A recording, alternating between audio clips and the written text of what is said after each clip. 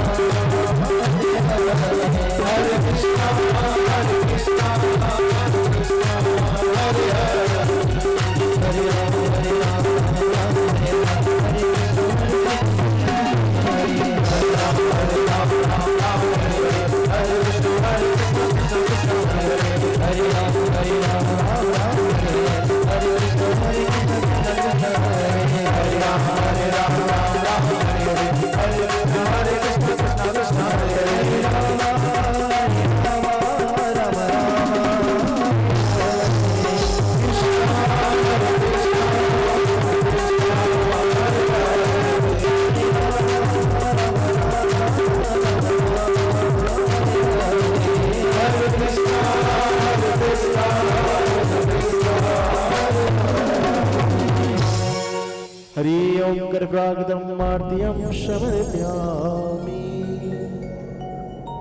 सभी भक्ति यथा स्थान परिक्रमा कर लीजिएगा।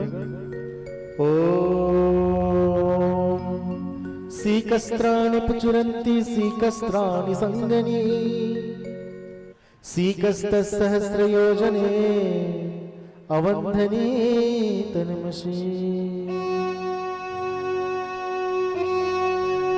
हाथों में पुष्प लेकर पुष्पांजलि कर लीजिएगा। क्षमा याचना। ओ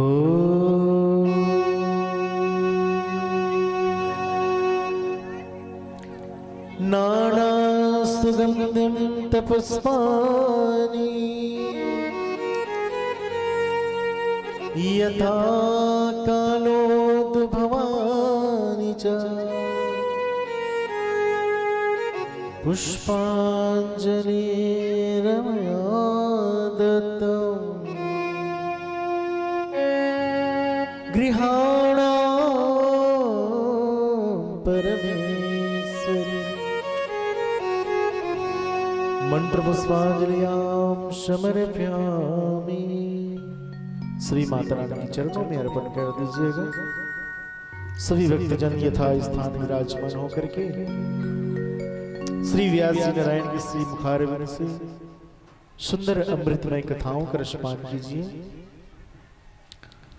एक बार पुनः समस्त ग्रामवासी नगरवासी देवलोला की माताओं प्रिय बंधुओं से निवेदन प्रार्थना कि आज के दिवस श्रीमद देवी महापुराण की कथा की विश्राम दिवस है। तो समस्त जनों से मेरा निवेदन है आज के दिवस अधिक से अधिक संख्या में आकर माता रानी की संपूर्ण कथा श्रवण करें। और चढ़ौतरी का भी कार्यक्रम है। माता रानी के श्री चरण कमल में जो यथा योग यथाशक्ति जो भी अर्पण करनी है आज के दिवस चढ़ावा भी होगा। और संपूर्ण माँ देवी माँ की संपूर्ण कथा आप सबको श्रवण करने को प्राप्त होगा। और आज के दिवस की कथा विराम होगी। तो सभी जनों से मेरा निवेदन कि अधिक शरीर संख्या में आए आकर माँ दंतेश्वरी माँ मंदिर के प्रांगण में विराजमान होकर के सुंदर अमृतमय कथाओं का रसपान कीजिए।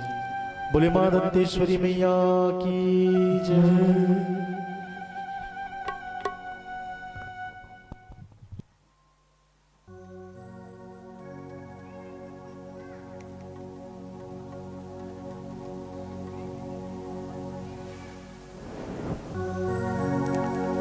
हरि ओम।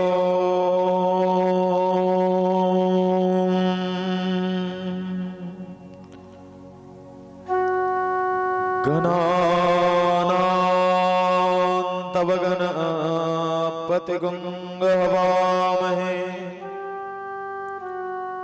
प्रियानां तव प्रियापतिगुं हवामहे निधीनां तव निधिपतिगुं हवामहे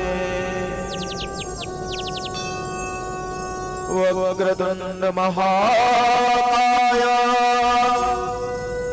सूर्यकोटि समप्रभा निर्विघ्नं कुरु मे देव सर्वकार्येषु सर्वदा। सर्वमंगलमांगल्ये शिवे सर्वार्थसाधिके शरण्ये त्र्यंबके गौरी नारायणी नमोस्तुते। गुरुर्ब्रह्मा गुरुर्विष्णु गुरुर्देवो महेश्वरा गुरुर्साक्षात् परब्रह्म तस्मै श्री गुरुवे नमः। अखण्डमण्डलाकारं व्याप्तं येन चराचरम्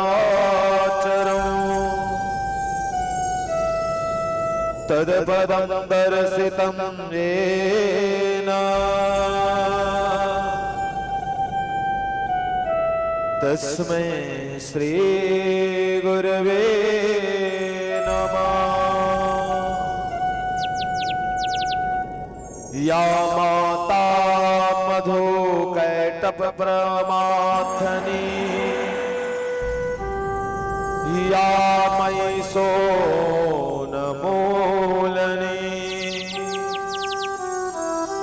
या तुम्रे क्षणाचना मुंडा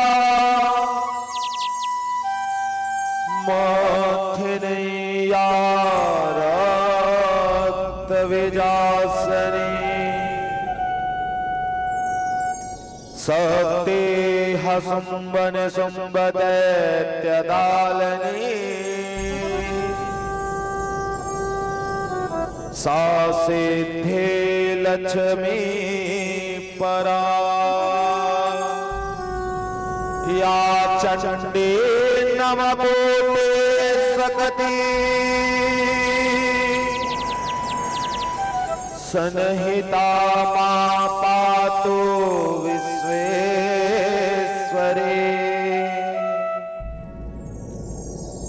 देवी नमस्ते शारदा नमस्ते रमा नमो नमः नमस्ते कालिके कालघातनी नमस्ते सर्वेश्वरी नमो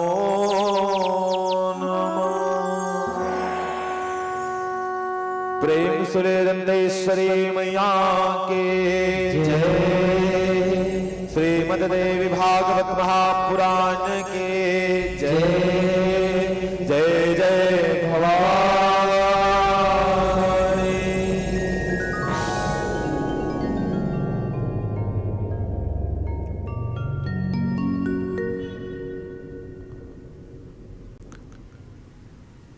बड़े भावपूर्ण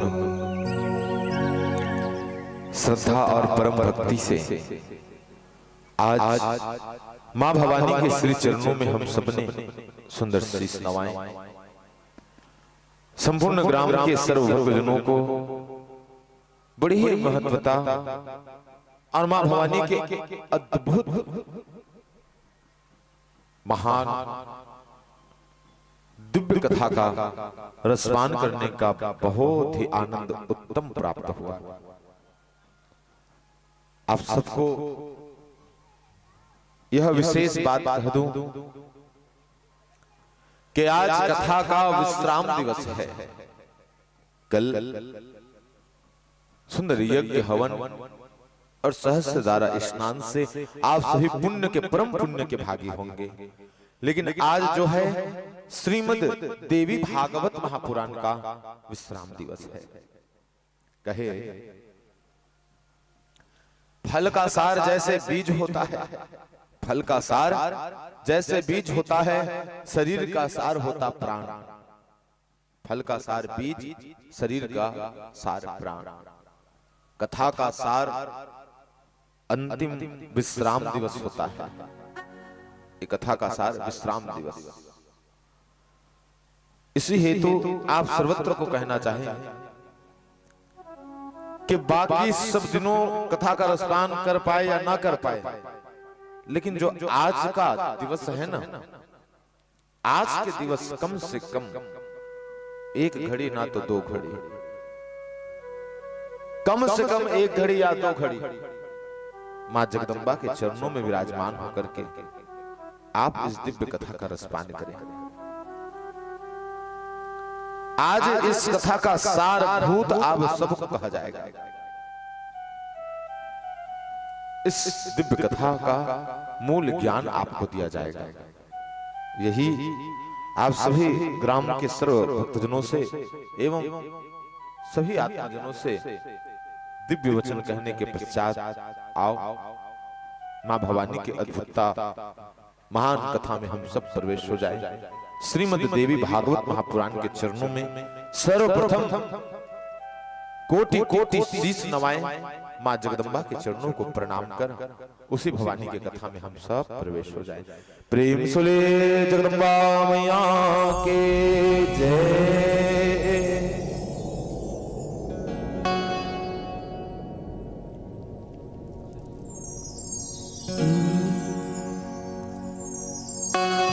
मोर महामाया के मंदिर में चिड़ैया बोले, मोर महामाया के मंदिर में चिड़ैया बोले, चिड़ैया बोले नार भैया के वड़िया खोले ना। मोर महामाया के मंदिर में चिड़ैया बोले, मोर महामाया के मंदिर में चिड़ैया बोले, मोर महामाया के मंदिर में चिड़ैया बोले, चिड़ैया बोले यार मैना के बढ़िया खोले ना, चिड़ैया बोले यार मैना के बढ़िया खोले ना। मोर महामाया के मंदिर में चिड़ैया बोले, मोर महामाया के मंदिर में चिड़ैया बोले।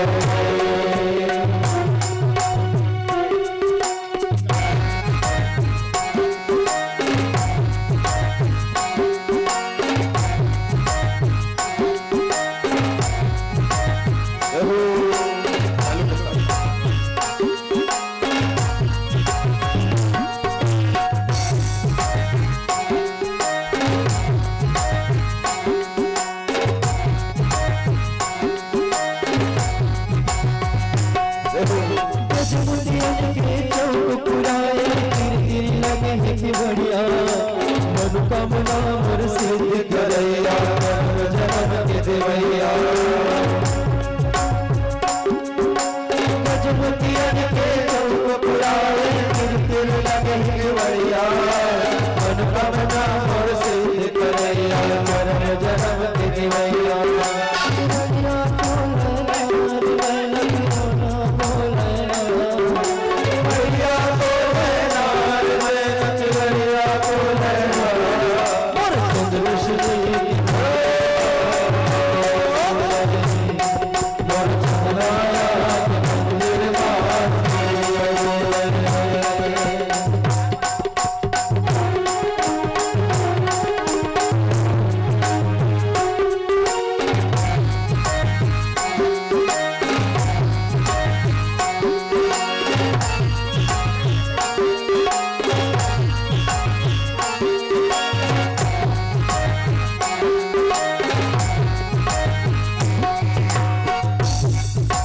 जग जग में मोहनी कोनी लक लक चुभिया होवे, सब जन्म के खोटे होते हे खबर पड़ के बोले।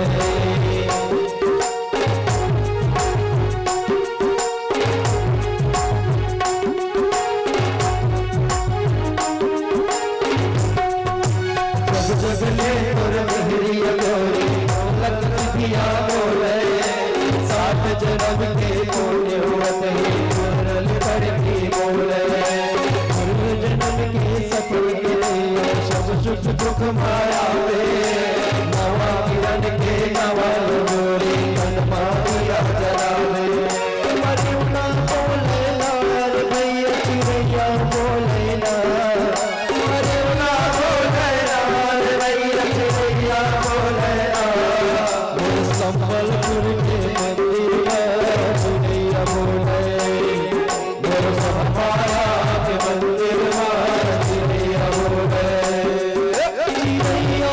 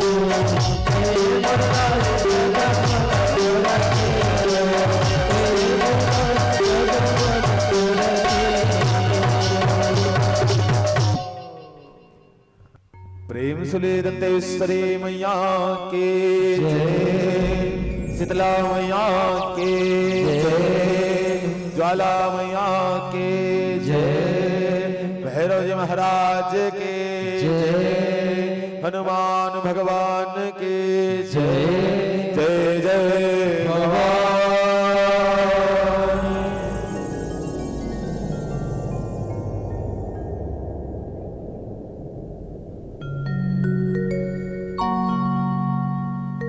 आइए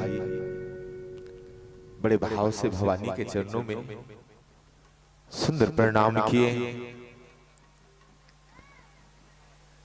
अब जाकर के श्री के चरण कमलों को प्रणाम करते हुए जगदम्बा की दिव्य कथा में प्रवेश हो जाए। आज श्री व्यास जी महाराज अद्भुत भगवान श्री भोलेनाथ और मां पार्वती के मंगल विवाह की कथा को कहें। भगवान भोलेनाथ मां पार्वती के कथा जो विवाह के हैं उनका बखान दिव्य रूप से किए। अब श्री गणेश जी के जन्म की कथा को कहें। आज इस प्रकार से महान कथाओं का रसपान कराए। गणेश जी के महान कथा का रसपान करे सब के सब ऋषिगण। व्यास नारायण भगवान राजा जन्मेजय को कहते हैं कि राजन आओ, अब मैं तुम्हें श्री गणेश के और श्री कार्तिक के मंगल विवाह की कथा को कहता हूं। आओ मैं तुम्हें यह दिव्य कथा कहता हूं। और कहे शृणु हराजन प्रवक्षयामि जगन्मातु हवीर चेष्टितम् पूर्वकालं गणराजन महान सेद शोभनो महान सेद शोभनो। कहे कि आओ मैं शुभ को प्रदान करने वाले श्री गणपति जी महाराज के मंगल विवाह की कथा को तुम्हें कहूं। मंगल विवाह की कथा श्री व्यास नारायण भगवान मंगल विवाह की कथा को बताने लगे। और आज भगवान श्री गणपति जी महाराज के विवाह की कथा को कहने लगे।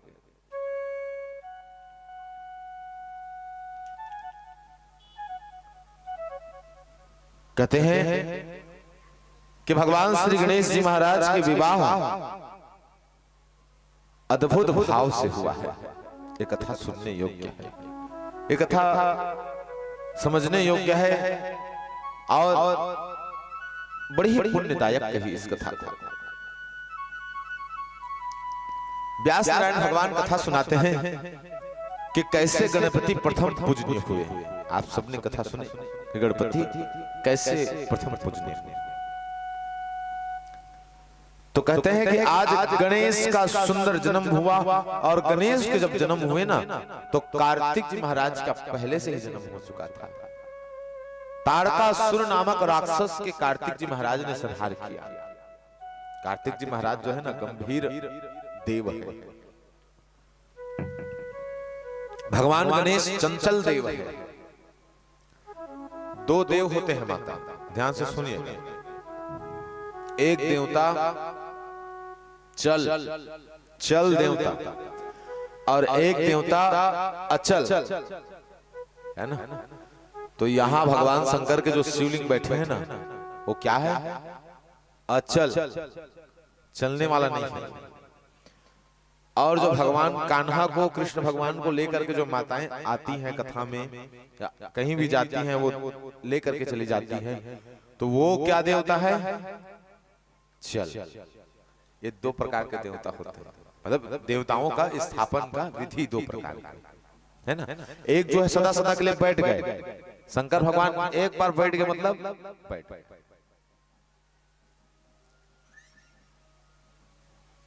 तो कार्तिक जी महाराज गंभीर देव है, अचल देव है। भगवान श्री गणेश चल देव है। कहा कि सब के सब देवता बड़े आनंद से गणपति जी महाराज की छवि को देख करके सब के सब आनंदित है, सब के सब आनंदित है। व्यास नारायण भगवान कहे कि हे ऋषिगण, आओ मैं श्री गणपति जी महाराज के दिव्य कथा को कहूं। कहे कि भगवान श्री गणपति के जन्म होने से ना कईयों माँ के कोख भरे हैं, कईयों माँ के कोख भरे। गणपति जी महाराज जब जन्म हुए तो बहुत माँ के कोख भरे। जो माता बिन बालक के सुंदर थी, उनका कल्याण हुआ। एक छोटी सी कथा निकालते हैं संत समाज। आप सबने देखा होगा कि लक्ष्मी, माता सरस्वती और भगवान गणेश बैठे रहते हैं। देखे हैं ना? कभी सोचे हैं क्यों बैठे रहते हैं? तीनों बैठे रहते हैं। लक्ष्मी, सरस्वती और भगवान गणेश। इसके पीछे बड़ा ही उत्तम रहस्य है। कहे कि जो माँ लक्ष्मी है ना, निसंतान थी। माता लक्ष्मी निसंतान, संतान नहीं हुए माँ के कोख से। आज माता लक्ष्मी देखती है कि मेरे जितने भी और सौत है ना, सबके संतान। माता धरती के संतान, माँ गंगा के संतान। माता लक्ष्मी देखिए कि भगवान विष्णु के जितने भी और स्त्रियां हैं, सबके संतान। मैं नहीं संतान। बड़े ही दुख में भर करके माता लक्ष्मी आज कैलाश को गई है और माँ पार्वती से कहने लगी कि हे देवी, आप तो संसार को संतान के सुख प्रदान करने वाली हो, आप तो संसार को सौभाग्य प्रदान करने वाली हो। हे जगदम्बा, मैंने सुना है कि आपके कृपा से कुटुंब सुख को पाता है। माता लक्ष्मी के आप अन्नपूर्णा हैं, हे देवी मुझ पर भी की तो कृपा करो और मैं निसंतानी, मैं दुख के सागर में डूबी हूं, इस रमा को तार दो। आज जब बोले तो श्री व्यास जी महाराज कहते हैं कि हे राजन, मां लक्ष्मी जब कहे तो श्री मां पार्वती मां लक्ष्मी को अपने संतान को दिए और वो और कोई नहीं, भगवान श्री गणपति जी महाराज हुए। प्रेम से गणराज भगवान के जय जय जय भवानी।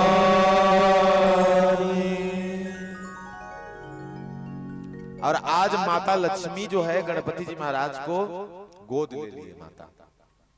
तब से ना माता लक्ष्मी के भी पुत्र भगवान श्री गणेश कहलाते। तब से तो सरस्वती और माता लक्ष्मी के बीचों बीच विराजने का कारण है। जब सरस्वती और लक्ष्मी दोनों के दोनों एक साथ बैठती थी ना, तो दोनों के दोनों लड़ाई होते थे। क्या होते थे? लड़ाई। ध्यान से सुनिएगा इस बात को, आप सभी ध्यान से सुनिएगा। बड़ा जानने योग्य और बड़ा समझने योग्य बात है, ज्ञानवर्धक। एक बार जब लक्ष्मी बैठते और एक बार सरस्वती ना, तो दोनों के बीच लड़ाई होते हैं। कहते हैं ना, जिसके पास ज्ञान होता है ना, उसके पास धन नहीं होता है। पढ़े लिखे लोग, बच्चे, आज के हमारे यूथ लोग जो है ना, युवा लोग, पढ़ लिख करके बड़े से बड़े पढ़ाई करें, लेकिन नौकरी के लिए इधर उधर भटक रहे हैं। ज्ञान बहुत है लेकिन धन नहीं आ पा रहा।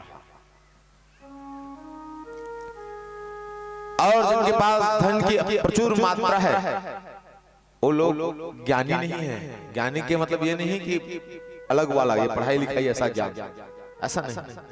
संस्कार पूर्ण ज्ञान, संसार के प्रति प्रेम भाव को उत्पन्न करने वाला ज्ञान, ऐसा ज्ञान उनके पास ज्ञान नहीं।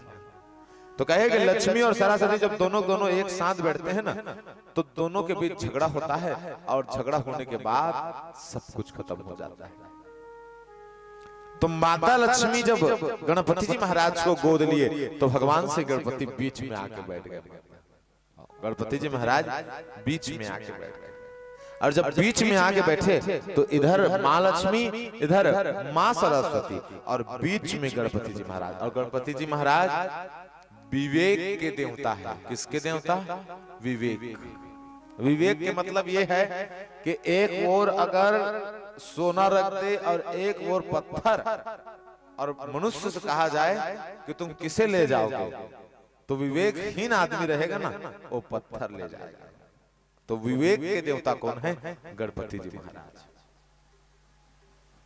बुद्धि के देवता है।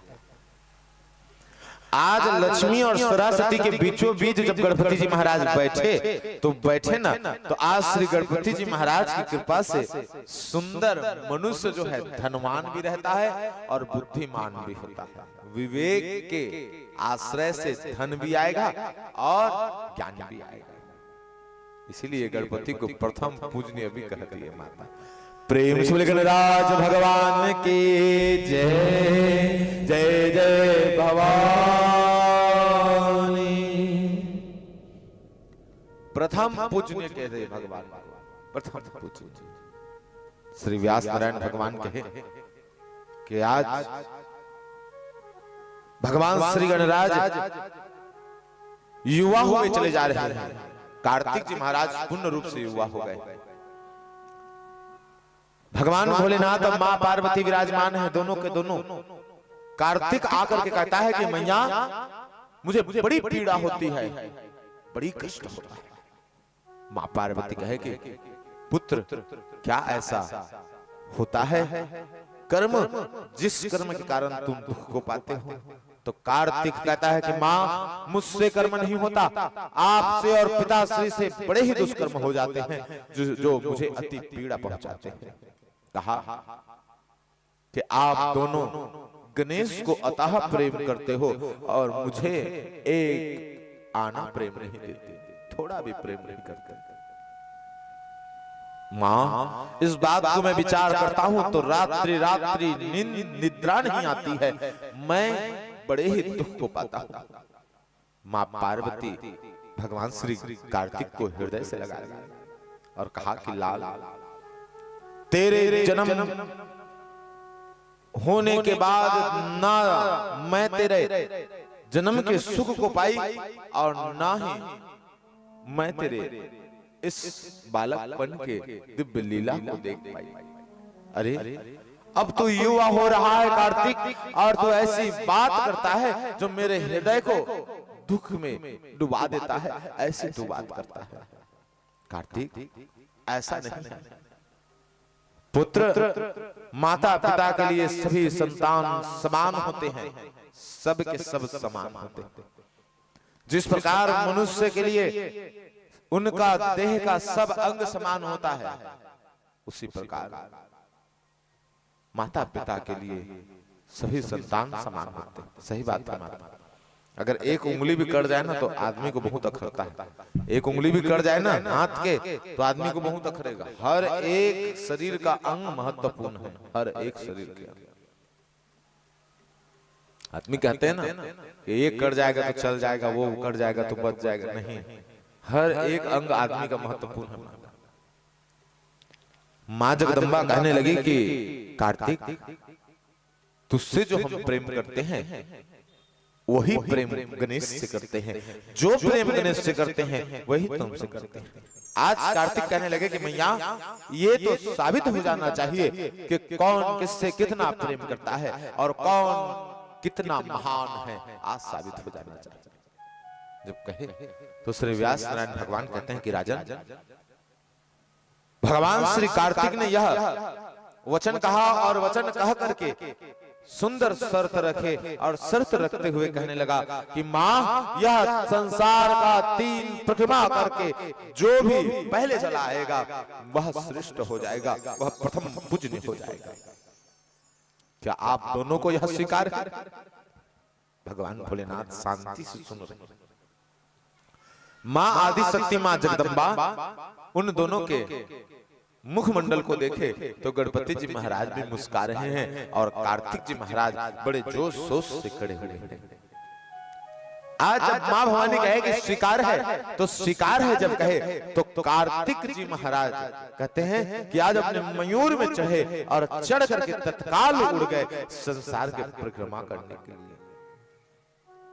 ये कथा बहुत शिक्षा देने वाली है माता, ध्यान से सुनेंगे तो। ये कथा को कई बार सुने होंगे, टीवी में देखे होंगे बहुत प्रकार से, लेकिन जो गूढ़ रहस्य है ना वो महान है। कहा कि कार्तिक जी महाराज निकल गए और परिक्रमा करने के लिए सुंदर परिक्रमा करने लगे। श्री व्यास नारायण भगवान कहते हैं कि जब परिक्रमा करने लगे तो आज कार्तिक जी महाराज ये जान के निकल गए कि गणेश अब आ नहीं सकता, गणेश परिक्रमा नहीं कर सकते। भगवान गणेश की सवारी क्या है? मूसक। अब मूसक परिक्रमा कर पाएंगे? बहुत मुश्किल है। कहते हैं व्यास जी महाराज के, हे राजा राजन, तुम ध्यान पूर्वक सुनो इस दिव्य कथा को। कहा कि शीघ्रता में, बिना विवेक, बिना विचार के और अति शीघ्रता में किया हुआ हर कार्य हानिकारक होता है, हर कार्य हानिकारक होता है। शुद्ध बात, जल्दी जल्दी जल्दी जल्दी में किया हुआ हर काम हानिकारक होता है। भगवान श्री कार्तिक बात को नहीं समझे और निकल गए संसार की परिक्रमा करने। इधर गणपति जी महाराज देखने लगे कि अब क्या किया जाए, अब तो कोई रास्ता नहीं है, अब बड़े भैया ही जीत जाएंगे, मैं तो हार ही जाऊंगा। श्री व्यास नारायण भगवान कहते हैं कि विवेक से किया हुआ हर काम मनुष्य को तारनतार कर देता है, हर काम तारनतार कर देता है। विवेक से किया हुआ हर काम, चाहे विवेक से आप पानी उठा करके पी रहे हैं ना, ये भी बहुत ही महान बात है। होश पूर्वक, नहीं तो आदमी क्या है ना, जल्दी जल्दी में पानी निकाले बिना देखे गट गट गट गट होता है ना, जल्दी जल्दी में हर काम होता है। विवेक से नहीं होता। आदमी देखता नहीं कि चीटी है कि क्या है, कैसा है, थोड़ा देख लो, नहीं होता।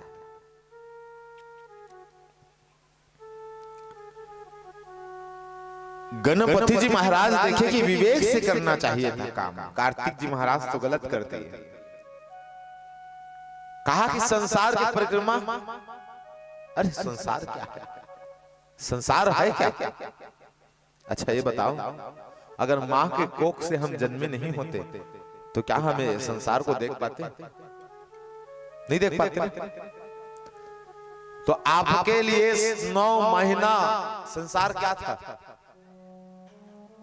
9 महीना मां के कोख ही संसार थे। माता, मां के कोख ही संसार था। कार्तिक जी महाराज तो निकल गए, लेकिन भगवान श्री गणपति समझ गए कि संसार क्या है। तो संसार माता पिता ही संसार है। आज श्री व्यास नारायण भगवान कहे कि भगवान श्री गणपति अपने मूषक में सवार होकर के 3 परिक्रमा किए और परिक्रमा करके प्रथम पूजनीय हो गए, विवेक के देव कहलाए। प्रेम से गणेश भगवान की जय जय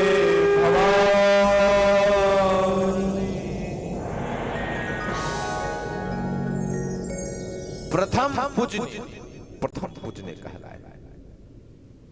आज गणपति जी महाराज प्रथम पूजने हो गए।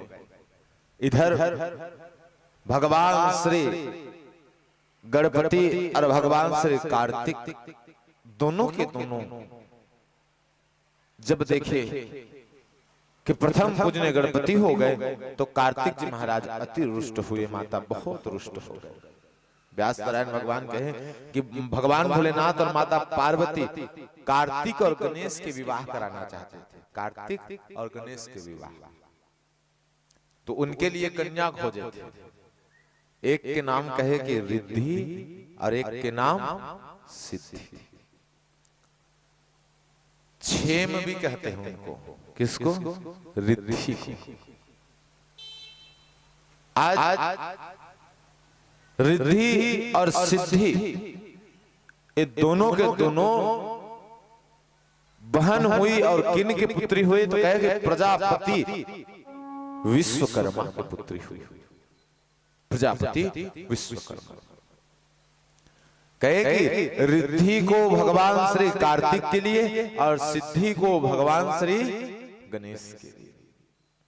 कहा कि आज जब दोनों के विवाह के लिए बात उठा तो आज दोनों के विवाह के लिए दोनों कन्या को मांग लिए, और जब मांग लिए तो कार्तिक जी महाराज को बड़ा क्रोध आया कि आज पहले बार मैंने प्रयास किया लेकिन ये गणेश प्रथम पूजनीय हो गया, अब इस घर में नहीं रहना।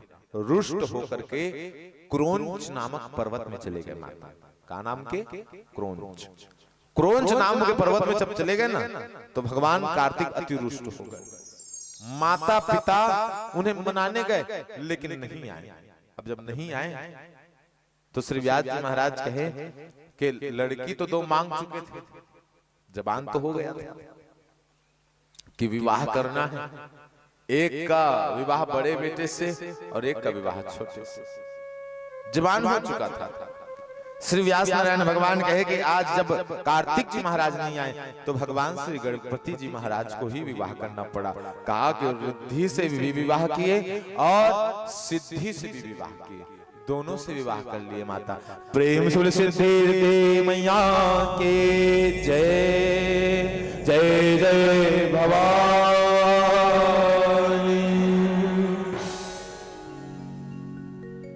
रिद्धि सिद्धि माता से विवाह किए, मंगल विवाह किए। कहा कि रिद्धि से क्षेम नामक देवता का सुंदर जन्म हुआ जिन्हें शुभ कहा गया, और सिद्धि से लाभ नामक देवता का जन्म हुआ। और जब दोनों का जन्म हुआ तो ये भगवान गणेश के पुत्र हुए, एक को शुभ और एक को लाभ कहा गया। आज दोनों के दोनों जन्म हुए तो श्री गणपति जी महाराज के चरणों में गुणगान करने लगे। आइए श्री गणपति जी महाराज के चरण कमलों को प्रणाम करें। प्रेम से गणराज भगवान के जय जय जय भवानी।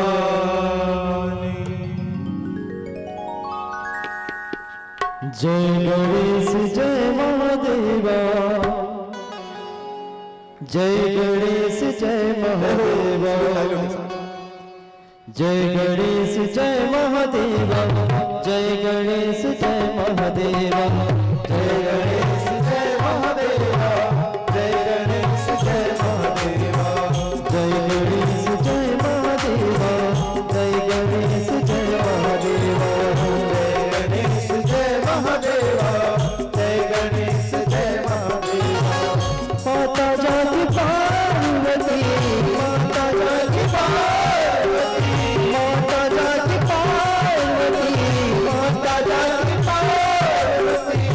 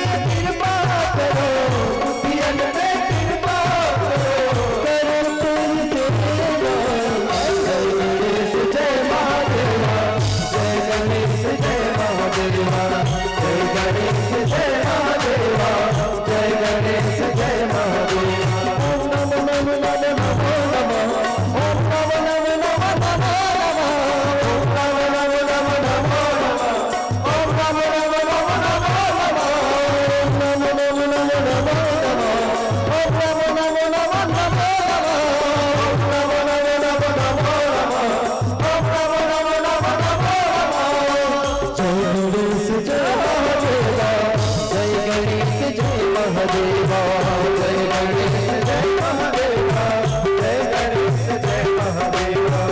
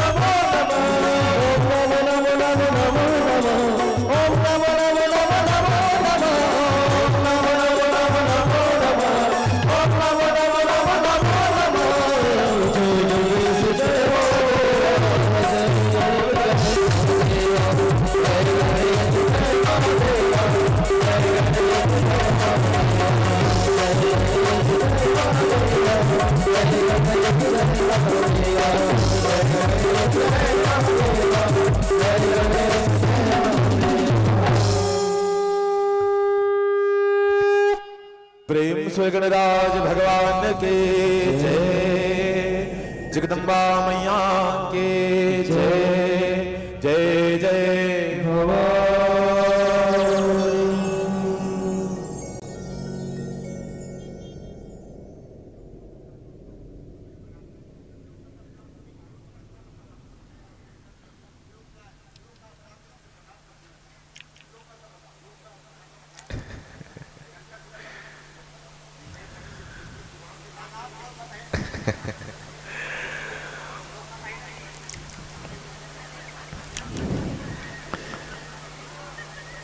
विवेक प्रेम से गणराज भगवान की जय।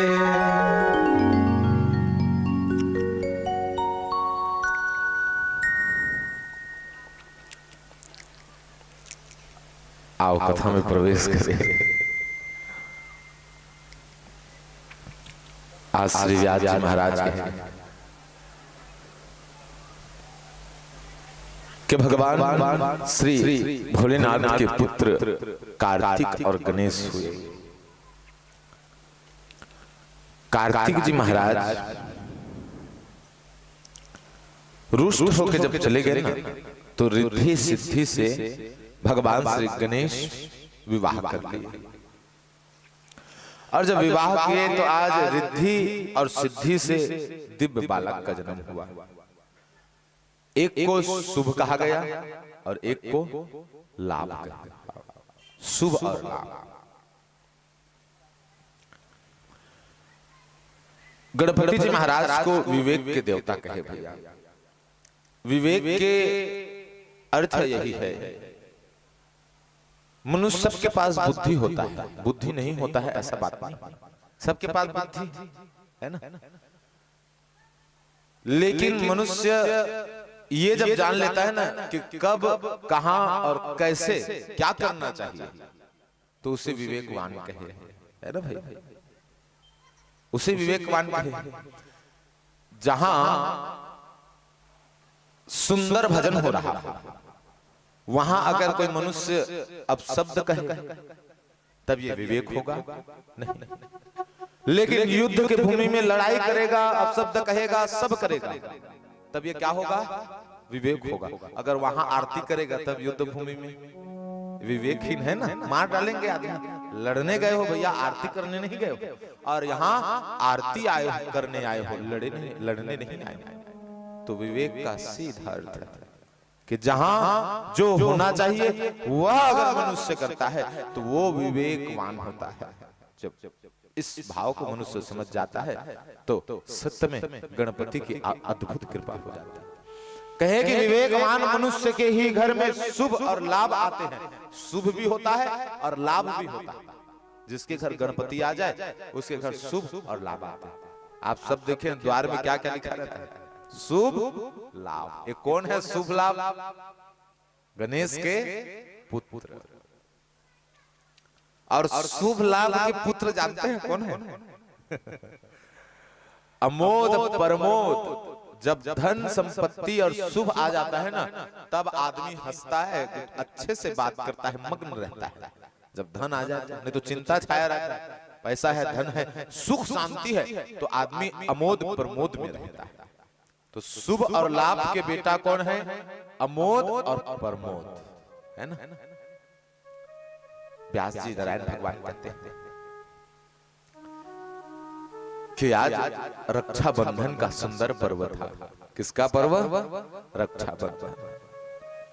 भगवान श्री गणपति जी महाराज को रक्षाबंधन बांधने हेतु माता अशोक सुंदरी, माता ज्योति और माता मनसा, भगवान शंकर के कन्या है अशोक सुंदरी, ज्योति माता और देवी मनसा। ये तीनों के तीनों गणपति जी महाराज को रक्षाबंधन बांधने हेतु आए थे। क्या करने आए थे? रक्षाबंधन बांधने हेतु आए थे। श्री व्यास जी महाराज कहे कि जब रक्षाबंधन बांधने आए थे ना, तो शुभ लाभ दिखता है। इस शुभ लाभ कौन है? शुभ लाभ भगवान गणेश के पुत्र। दोनों के दोनों देखे और देख करके कहने लग जाते हैं कि पिताश्री, ये रक्षाबंधन क्या होता है? ये रक्षाबंधन होता क्या? और ये आपकी बहनें क्यों आपको यह धागा बांधती है? जब कहे ना, तो आज रक्षाबंधन के अद्भुत महिमा बताए।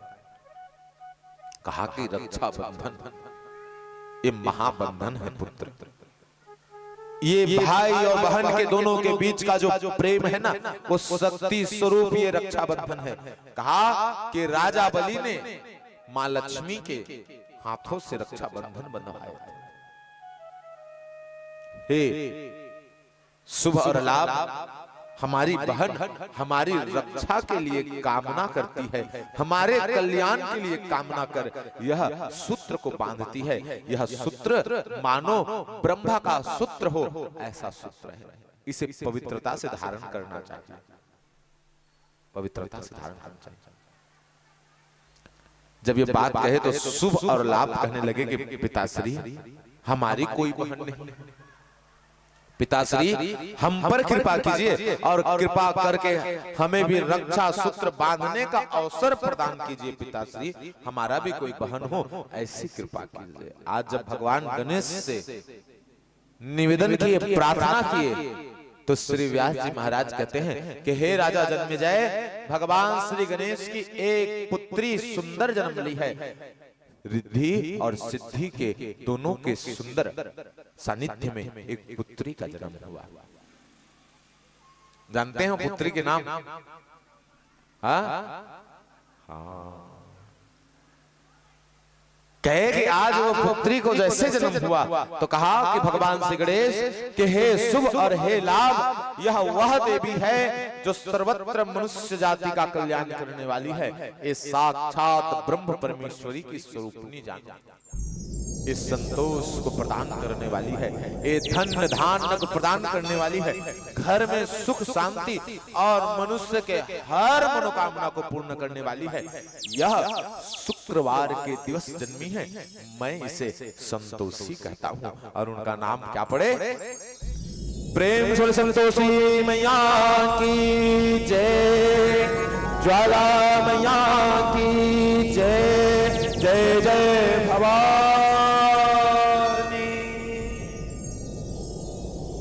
उनका नाम संतोषी पड़े।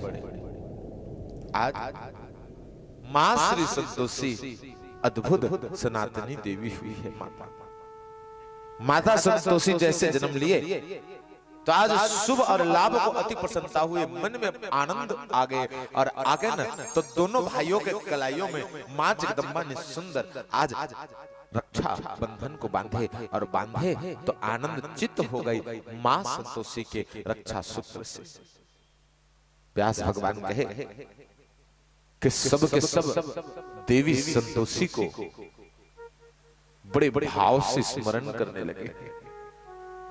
शुभ लाभ ने कहा कि जहां संतोषी तुम ना होगी ना उस स्थान में हम नहीं जाएंगे मेरी बहन, जहां तुम नहीं होगे ना वहां हम नहीं जाएंगे। ये सत्य बात है कि नहीं बताना। मन में अगर संतोष ना हो ना तो शुभ नहीं होने वाला। मन में जब संतोष ना हो तो लाभ नहीं होने वाला। संतोषी मां का जहां निवास हो ना वहीं शुभ और लाभ होता है, वहीं शुभ लाभ होता है। कहा कि जहां जहां तुम होगे संतोषी वहां वहां हम निवास करेंगे, जहां जहां तुम होगे वहां वहां निवास करेंगे। अद्भुत भाव है मां संतोषी के प्रति। प्रेम सुन संतोषी मैया के जय जय जय भवानी। कहने लगे क्या? यहाँ वहां जहां तहां मत पूछो कहां कहां है संतोषी मां, अपनी संतोषी मां, संतोषी मां। यहाँ वहाँ जहाँ तहाँ मत पूछो कहाँ कहाँ है संतोषी माँ, अपनी संतोषी माँ, अपनी संतोषी माँ। जल में भी जल में, जल में अचल में, अचल में जल में भी माँ, अपनी संतोषी माँ, अपनी संतोषी माँ। यहाँ वहाँ जहाँ तहाँ मत पूछो कहाँ कहाँ है संतोषी माँ, अपनी संतोषी माँ, अपनी संतोषी माँ।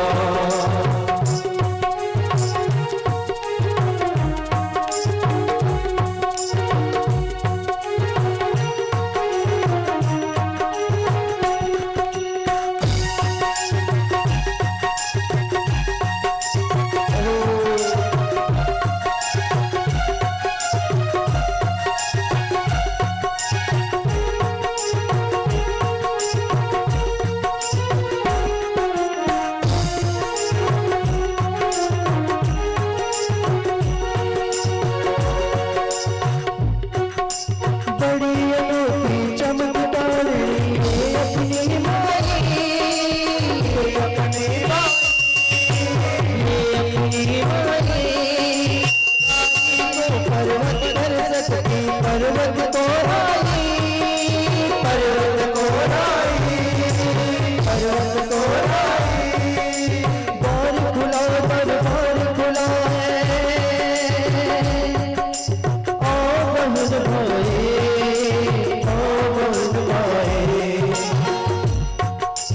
इसके दर में कभी ना की कमी नहीं आई।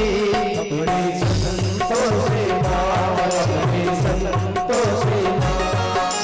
पल निहल कर दुख निहल कर तुरंत कम कर माँ, अपनी संतोषी माँ, अपनी संतोषी माँ। यहाँ जाता मत पूछो कहाँ संतोषी माँ, अपनी संतोषी माँ, अपनी संतोषी माँ। जल वितल में जल वितल में है संतोषी माँ, अपनी संतोषी माँ, अपनी संतोषी माँ, अपनी संतोषी माँ, अपनी संतोषी माँ। प्रेम सुन संतोषी मैया के जय, ज्वाला मैया के जय जय जय भवानी। कहा कि इस प्रकार से मां संतोषी का दिव्य जन्म हुए माता, अद्भुत जन्म। भवानी के महान जन्म के पश्चात श्री व्यास जी महाराज अद्भुत सच्चिदानंद के कृपा से मां सच्चिदानंदी स्वरूपनी जगदम्बा की कथा कहते हैं कि हे राजन आओ, मैं तुम्हें भ्रामरी देवी की कथा कहता हूं। कौन सी देवी? भ्रामरी देवी। भ्रामरी के मतलब भावर, भावर मत्स्य। जहां भी देवी का निवास होते हैं ना, वहां ये आदि शक्ति भवानी का निवास हो जाता है। जो भी स्थान में मातेश्वरी का निवास होता है, उस स्थान में भ्रामरी देवी का निवास हो जाता है। श्री व्यास नारायण भगवान कहे कि आओ, मैं भ्रामरी देवी का दिव्य कथा कहता हूं। सतबात है माता, ये ना साक्षात देवी स्वरूप है। भावर में सिर जो है ना, ये साक्षात देवी स्वरूप है। इसकी अद्भुत महिमा है। सबसे आदमी लड़ सकता है, लेकिन इससे कोई नहीं लड़ सकता। कहने लगे कयम साह भ्रामरी देवी कथम जात किम आत्मिका तदाख्यानं वद प्राज्ञा विचित्रम शोकनाशकम्।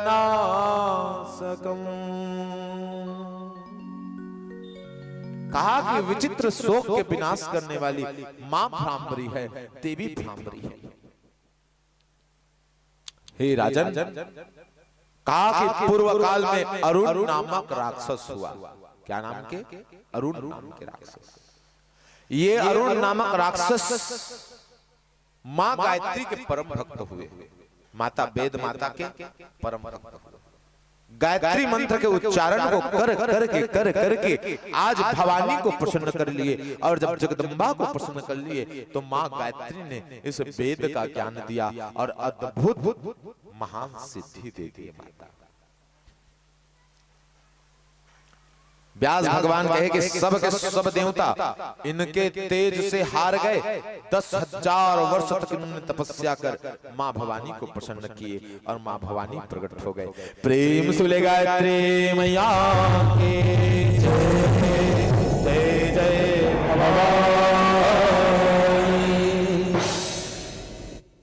गायत्री माता प्रकट हो गए।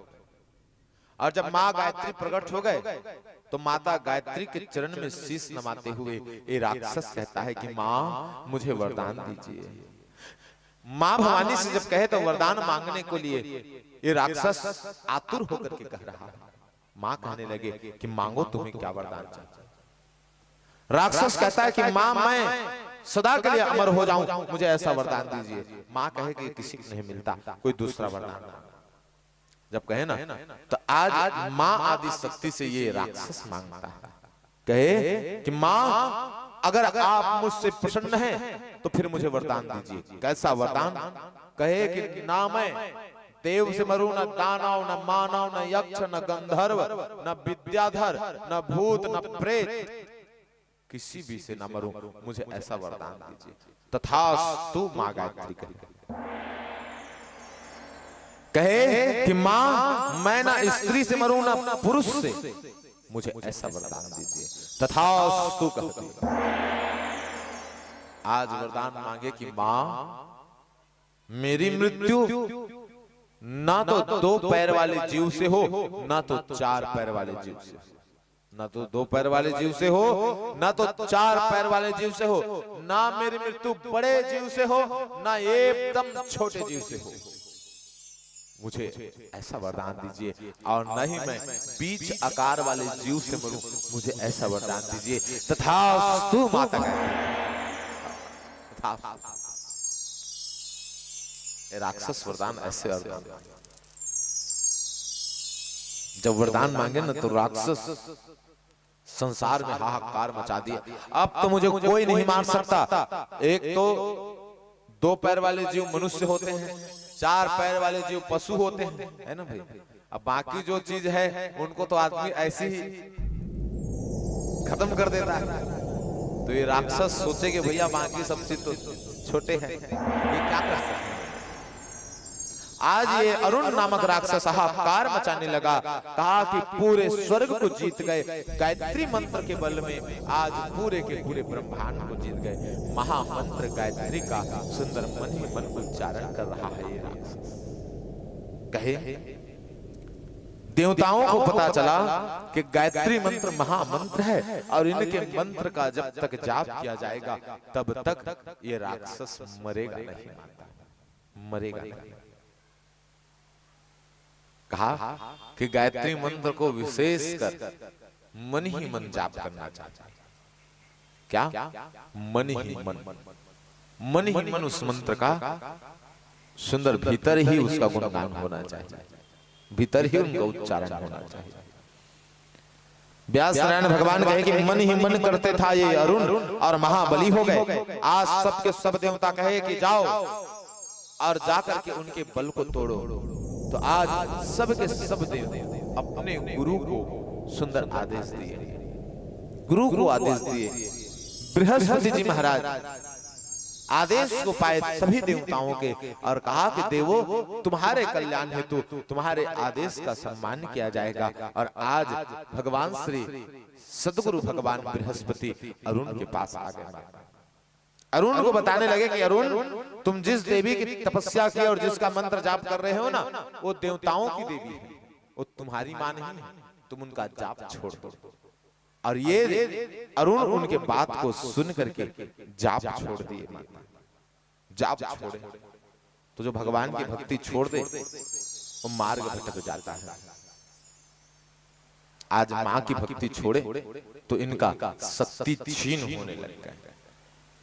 व्यास नारायण भगवान कहे कि जो मनुष्य जगदम्बा के भक्ति में लीन हो वह मनुष्य सब कार्य को सिद्ध कर लेता है, सब कार्य का सुंदर भागी हो जाता है, सब कार्य को अद्भुत रूप से सिद्ध करता है। सत्य बात है। एक बहुत सुंदर कथा थे, संत समाज में कथा लगे थे, समझने योग्य कथा है। देवी के आश्रय में कहूं जो मनुष्य है ना, वो मनुष्य हारत हारत लोग जीत जाते, हारा थे ना तब वो जीत जाते। एक कथा ला सुनू पूरा ना तो समझ में आई कि सही बात है महाराज। वो चाहे ना तक का से कानी कर दे, वो जगदम्बा के कहूं कृपा होए नहीं, वो चाहे ना तक का से कानी कर दे, बिगड़ेला बना दे और खंडित ला जोड़ दे। ऐसे भवानी की अद्भुत कृपा है। कहते कि एक गांव में ना सुंदर परिवार रही, भारी सुंदर परिवार। और परिवार में एक के झन लड़का रही, बाकी सब नुनी चुनी, एक के झन लड़का। ध्यान से सुनो कथा ला। कहीं इसकी वो परिवार में एक के झन लड़का, बाकी सब नुनी चुनी। तो वो जब एक लड़का रही, तीन लड़का ला बहुत पढ़ाई बहुत लिखाई, अब पढ़ा लिखा के वो लड़का के नौकरी लगवाई। तो नौकरी लगवाई तो कहते कि आज बिजली ऑफिस में ओकर नौकरी लगे। कहाँ लगे? बिजली ऑफिस में। अब बिजली ऑफिस में जेकर नौकरी लगते नहीं, टिकर टिकर पेमेंट जन है भारी खतरनाक काम, कबड़ डेंजर काम है।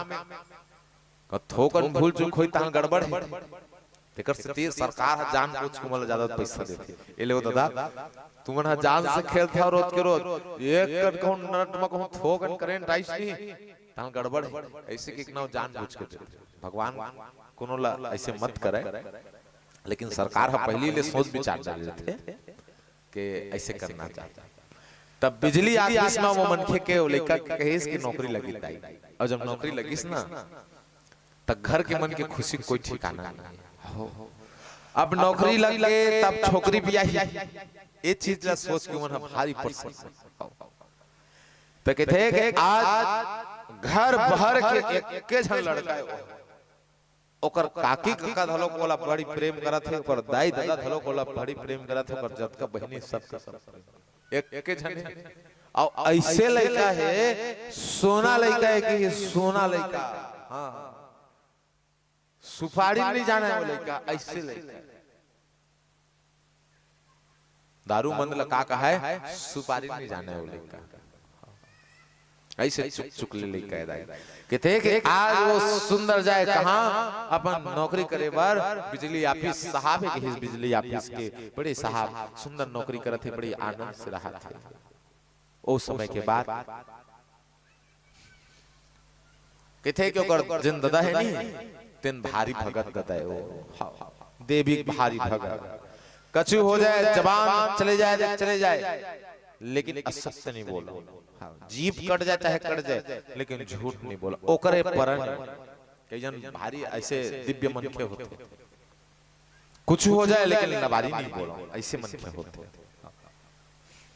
एजेंट ऐसे मन के होते नहीं, वो हर जगह ये काम नहीं आवा है, कोनो जगह कुछ अलग सिस्टम रहते। वो कथाला सुने नहीं सत्यवान वाले कथाला भाई कोकरो प्राण ला बचाना है तेन में तो झूठ बोले लागी, 10 के प्राण ला बचाना है तो एक झूठ बोले तोला लागबे करे।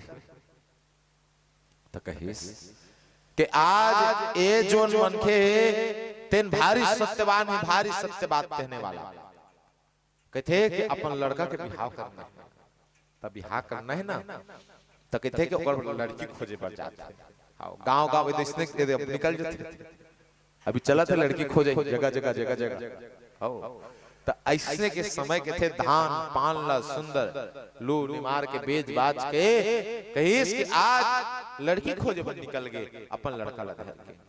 अब 10 एकड़ खेत और सरकारी नौकरी लगी और लड़का दिखे भारी सुंदर भारी चकाचक, ना तो सुपारी खाए ना तो सौंप, सब में बिल्कुल सादा।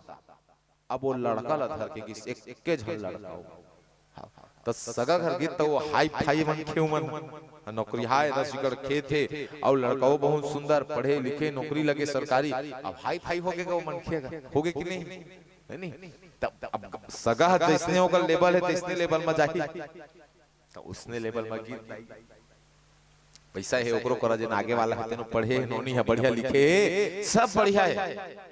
तो कहते कि आज वहां जब सगा घर की सगा है ना ता सुंदर बैठ के उठ गए और ए जे लड़का वाला सगा है ओकर पिता है ओकर दादा है आज अपन सगा लगा है सुना था जी सगा हां भैया ता हम लड़का पसंद आ गई काबर को हम लड़की हमला पसंद आ गई पढ़िए लिखे सब है जोड़ी सुंदर जमाती कर हमला पसंद आ गई तो हमार लड़का वो पसंद आ गई सही कहा देता हां पसंद आ गई ठीक ए देख लवा अब तक पढ़े अब तक खेत है अब तक खार है और दे नौकरी करते। लेकिन एक बात मैं तुमला कहा था भाई ये बात ला तुमला सुनने और समझने लगी ता काय अभी मोर लड़का है एको शब्द नहीं गुछाएगा नहीं गुछाएगा हां ये ज्यादा गुछावे तो लोग नहीं कहा तो करता था ता कहते कि सब बने हैं सब बढ़िया है लेकिन एक चीज नहीं मोर लड़का नहीं तो कन त्रुटि है भाई का चीज हां तो वो नहीं तो तरा थे कि का करते किस तोतराथे किस जब तोतराथे किस ना त ओहिच में रो रिश्ता नहीं फट ले टूट गई काबा ओहु संपन्न है आगे वाला था लोग संपन्न है तो भाई तोतराथे तो उसने तोतराल काबर देबो हम लइका वो पढ़े लिखे सब है अरे वो कोनो है ऐसे कह के ओही में रिश्ता फट ले अब टूट गई नहीं त एमन दूसरा घर गीस इसने पी ली चाय इसने कर ली नाश्ता सबे हो गए अंत में सब बनना है तेकर दादा पेड़ दे वो कहा है कि सब बने हैं मोर लइका के लेकिन एक के त्रुटि है सगा वो तो तराथे कह दे अब ऐसे कहा है ना ताल के फट ले टूट जाए खोजा साल भर हो गए 2 साल हो गए 3 साल हो गए 1 साल 2 साल 3 साल बीत गए नहीं मिला थे लड़का तो हर समय ना इस सत्य धलो घातक हो जाते हर समय सही नहीं रहा। संत समाज के थे कि आज वो लड़का मन ही मन ठान ली कि 2 से 3 से 4 साल हो गए लड़की खोजत लेकिन लड़की नहीं मिला थे सबके सब सगमन जान रहे कि मैं तोतरा हो के ओकर जी हनी आज भारी रोवत भाई अब कहीं की अब कछु हो जाए अब बिहाव करबे नहीं करो मैं करबे नहीं करो काबर जिन जगह जाते तेन जगह मोर दादा मोर नाम ला खराब करत तो ओकर ना जी से एकदम अक्कर के अब ब्याह कर भी नहीं करोगे को ठान ली सो लड़का के थे क्यों कर कहा ना सुंदर लड़की देखे रहा है ओकर कहा अपन भतीजा ला जाके थे कि बेटा तोर हाथ पांव जोड़त हो रे आखिरी बार चल रे आखिरी बार रे लाला ओकर बाप बोला को नहीं भेजा ता वो लड़का के थे कि देख काका का हमार घर दादा नहीं जाही ता चाहू भाई आओ को मोला खबर मिल गए कि हमन लड़के देखे बर जात हन हां तब वो दुनिया के जहान कोनो स्थान में रहा वो पहुंच जही हो सका खोजत पहुंच जही वो ऐसे तायो तो कहिस कि ओला का हम मालूम नहीं रही कका तब मैं जाऊं नहीं तो फिर मैं जा भी नहीं करूं ऐसे कही दाई अब आज बड़े बिहनले कका भतीजा दोनों निकल के लड़की देखे ये आखिरी कका एमा कहूं बिगड़ गए हाँ तब मैं ये जान ले कि भगवान हम बोला कुंवारा रहे बल लिखे रही से ये जान लेते तब घर के जन लइका है ओकर कका के धलोक जी कहा थे कि मोर बेटा भतीजा बिहार हो जाए बेटा सुख नहीं पाए हम ही मोर बेटा तो ओहू कहा थे कि मोर बेटा के सुंदर बिहार हो जाए कि ओकरो जी आज तरसा थे संत समाज के थे कि सुंदर लड़की देखे वर्गीस लड़की देखे वर्गीस ना तो आज देखते कि सुंदर घर है घर में सबो को टाइल्स लगे है वहां 3-3 मंजिल के घर है दूधी छन 4-4 चक्का कार खड़े है और भारी सुंदर है वो लड़की पढ़े लिखे सुंदर है चकाचक आज और ओकरो में कहीं दोष नहीं है भारी सुंदर है कहिस कि आज सोफा सोट में बैठी सोफा में बैठी किसान के घर है बड़े किसान है बड़े किसान तो कहते कि सोफा में धान के बोरा माढ़े वही सोफा में बैठी अब जब बैठी तो आज सगा ला कहते कि ये सगा आगे बैठ गए अबे तो नाश्ता ला करवा दे दादा अब थोकन कृपा करा कि अब चाय ला धरवा के नोनी ला भेज दो अब नोनी ढलोक देख लेते हैं तो जैसे कहिस तो उसने नाश्ता लकर लिस ना तो नोनी ला ना सुंदर चाय धरवाक भेजी ताई और चाय धरवाक भेजिस ना तो आज ओकर कका और वो लड़का देखत लड़का तंग खा के रहे कैसनो रहे कका में देख भी नहीं करा ते हम डन कर देता था बिहाव कर लो में कैसनो रहा 4-4 साल हो गए बोला घुमत अब ते डन कर दे मैं बिहाव कर लूं आज ओ घर के निकलिस तो एक नजर उठा के देखिस और ओकर कका चेता दे रहा है कि देख रे बाबू कहिस एक शब्द कहीं पूछी ते बत कह कछु मत की ते के बिने त एही में बिगड़ जाई तै कहूं एक शब्द कहे त सब बात बिगड़ गई काबर ते तोतरा थे को कही तान लोग समझ ही आदमी त जेन कहना है जेन पूछना है ते मैं कहूं ते चुप बैठे रहे ऐसे कही अब कहते सुंदर समाज के आज ये जन बालक रहा है तेन हा सुंदर चाय पिए बर तैयार हुई और वो जन नोनी रहा है वो चाय घर के आ रहा है और सुंदर लड़का में खड़े रहा है खड़े है चाय घर के एती धान के बोरा है धान के बोरा में सुसु मन धान लेगा थे डोहारा थे दाई और वक्त के बेरा पिलाई टपक गए अब पिलाई टपके तो वो सुसु के भगान नहीं पड़ी कहीं कि आज वो छुछू दौड़ गए काकर ऊपर वो नोनी ऊपर घोड़ में पुलिस ना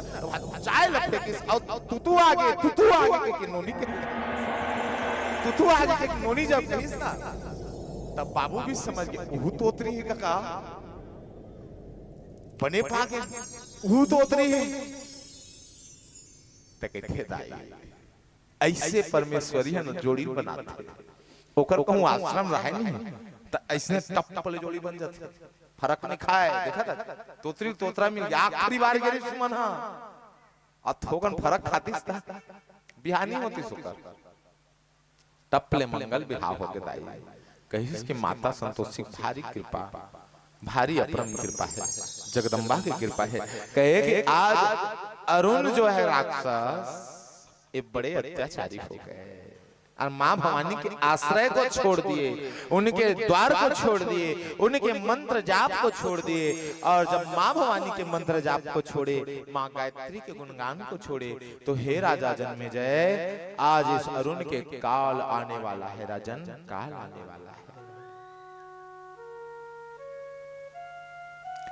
सब के सब देवता स्वर्ग में आकर के अरुण को ललकारने लगे और सब के सब देवता राक्षस अरुण से युद्ध करने लगे। अंत आए तो राक्षस अरुण को मां जगदम्बा ने समझाया कि हे अरुण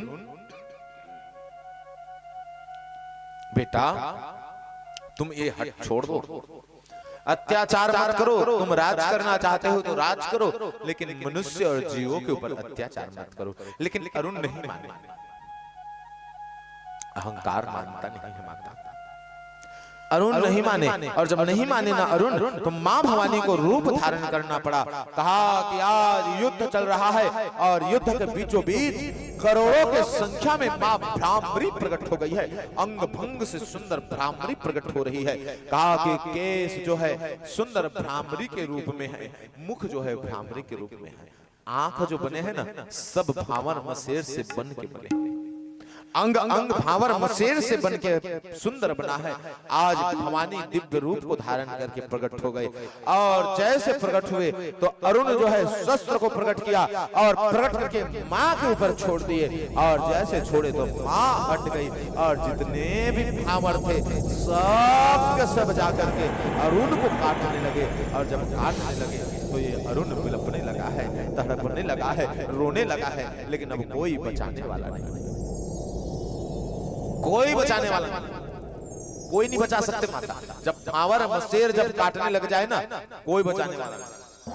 कौन बचाने जाएंगे? नहीं बच पाएंगे।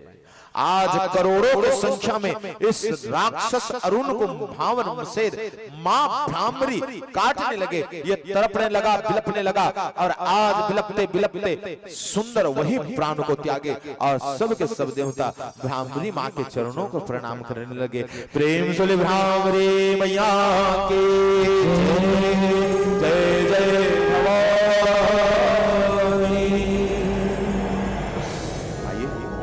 भवानी के चरण कमलों को हम सब प्रणाम करें। गंगा नहायो मैं तीर्थ घुमायो, घर में जलाए हो दियाला, चौकी पुरायो मैं कलश भरायो, मैं लीपे पोते रोज अंगना। बताओ मैं काला जब इस दिन माला, मगे दर्शन नहीं पाए रे मनमा। रिसाए है का मुरभूरी माता, रिसाए है का मुरभूरी माता, रिसाए है का मुरभूरी माता। गंगा नहायो मैं तीर्थ घुमायो, घर में चलाए हो दियाला, चौकी पुरायो कलश मढ़ायो, मैं पोते रोज अंगना।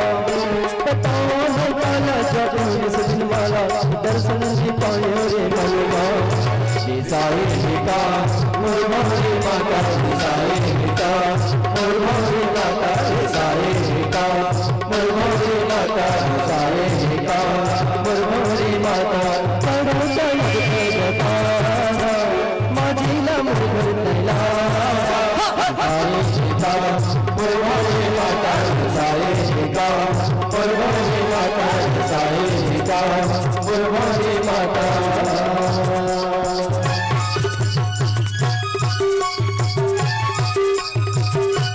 जय हो भैया, प्रेम से भवानी मैया की जय।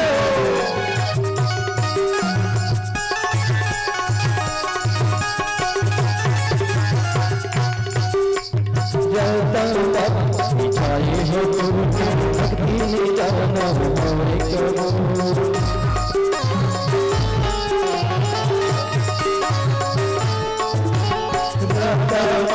बिछाए हो भक्ति में जाना हमारे करो। भरोसा है जब तक ले नहीं आए तब तक, भरोसा है जब तक ले मैया है तब तक, ले दिल की करी बिछाए का मुरभूरी माता, रिसाए है का मुरभूरी माता, रिसाए है का मुरभूरी माता, रिसाए है का मुरभूरी माता।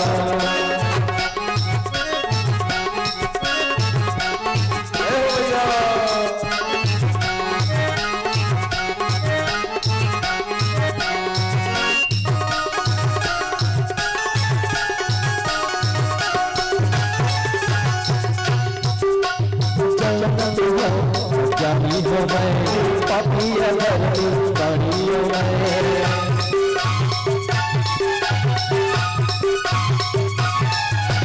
जन्नत हो ज्ञानी हूँ मैं, पापी अधर्मी प्राणी हूँ मैं। सागर करुणा है आगर, परमात्मा है सागर करुणा है आगर, चरण हो ठिकाना साए का मुरहरी माता साए का, मुरहरी माता साए का, मुरहरी माता साए का, मुरहरी माता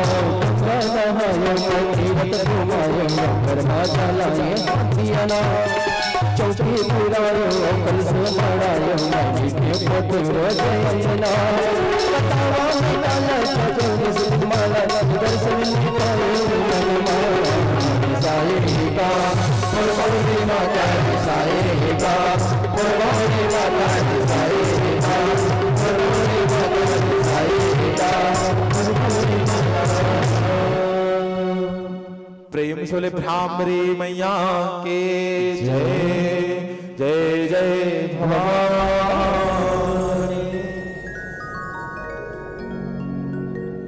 कहे कि यह मां भ्रामरी सर्व भक्त के कल्याण करने वाली है। कहते हैं कि जिस भी देवी स्थल में मां भ्रामरी के छत्ते का निर्माण हो जाए, कहा कि वो छत्ता अति पवित्र छत्ता माना जाता है। इसलिए ज्यादातर जहां देवी के मंदिर होते हैं ना, वहां भावर मसेर होते हैं, है ना। तो कभी भी जाए ना देवी के मंदिर और भावर मसेर का दर्शन हो जाए तो ये तो बड़ी सौभाग्य की बात होगी, बहुत सौभाग्य की बात। और कहीं उस देवी स्थल से भावर मसेर के छत्ते अगर आपको प्राप्त हो जाए तो महा सौभाग्य की बात होगी। मानो साक्षात आदि शक्ति का घर में निवास हो गया है, ऐसा मानना चाहिए। कहे कि रक्त वर्ण के लाल रंग के कपड़े में वैसे छत्ते को देवी स्थल से ले आकर के सुंदर गृह में स्थापित कर देना चाहिए। मानो साक्षात देवी भ्रामरी का आशीष उस मनुष्य को प्राप्त हो जाता है, देवी की असीम कृपा उनके ऊपर हो जाती है। प्रेम से बोले भ्रामरी मैया के जय जय जय भवानी।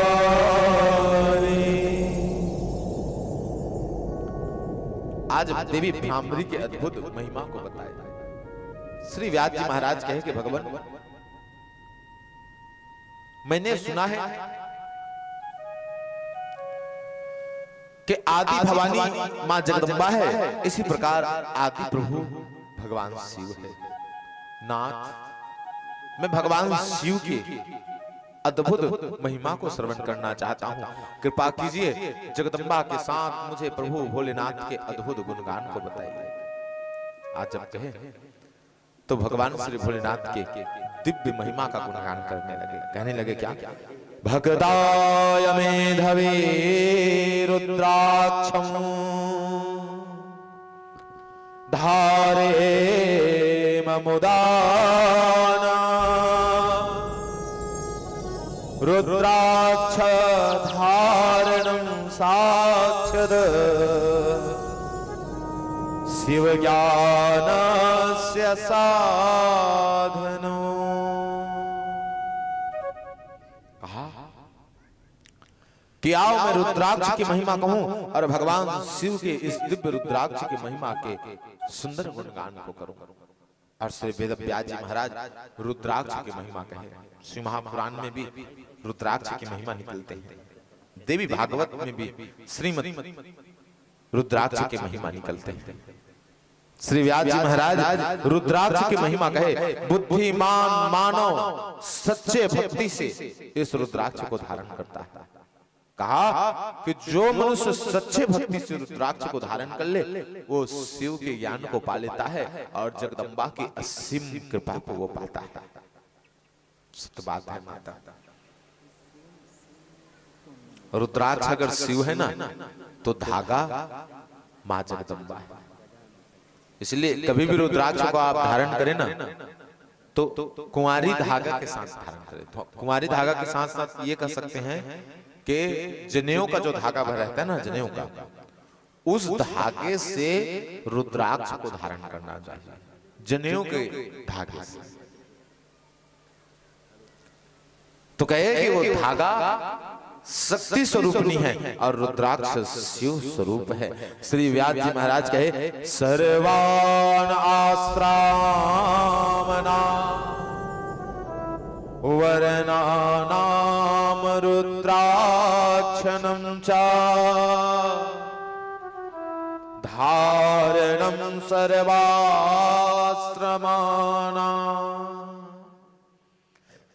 कहे कि सभी वर्ण के लोग, सभी आश्रम के लोग रुद्राक्ष को धारण कर सकते हैं, चाहे वो गृहस्थ आश्रम में रहे, चाहे वो सन्यासी हो जाए, चाहे वो बैरागी हो जाए, चाहे वह वनप्रस्थ हो जाए, कोई भी आश्रम के लोग इस रुद्राक्ष को धारण कर सकते हैं।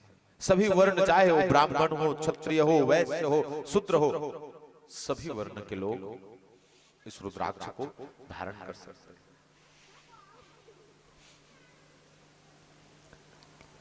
श्री व्यास जी महाराज से राजा जन्मेजय पूछते हैं कि भगवान, यह रुद्राक्ष का जन्म कैसे हुआ, इसे मुझे बताइए प्रभु, किस प्रकार से यह रुद्राक्ष का जन्म हुआ है। और जब कहे तो भगवान श्री भोलेनाथ की गुणगान करने लगे।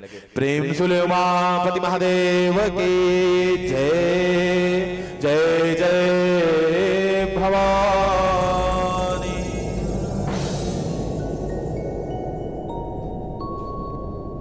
कहे कि आज भगवान श्री भोलेनाथ की गुणगान करने लगे। कहते हैं व्यास नारायण भगवान कि यही बात, जो बात तुम हमसे पूछ रहे हो ना, वही बात भगवान भोलेनाथ से श्रीमन कार्तिक जी महाराज ने पूछा था। हे राजन, जो बात कार्तिक ने पूछा था वही बात मैं तुमसे कहता हूं। कहने लगे कि कार्तिक ने जब पूछा तो भगवान श्री भोलेनाथ ने उत्तर दिया। उस उत्तर, वह प्रश्न की कथा को तुम्हें कहता हूं, ध्यान पूर्वक श्रवण करना। कहने लगे कि एक समय ताड़कासुर के पुत्र हुए, जिन्हें त्रिपुरासुर के नाम से जाना गया। ताड़कासुर के पुत्र त्रिपुरासुर, ये तीनों के तीनों राक्षस देखे कि तीन लोग माता, एक स्वर्ग है, एक पृथ्वी लोक है और एक पताल लोक।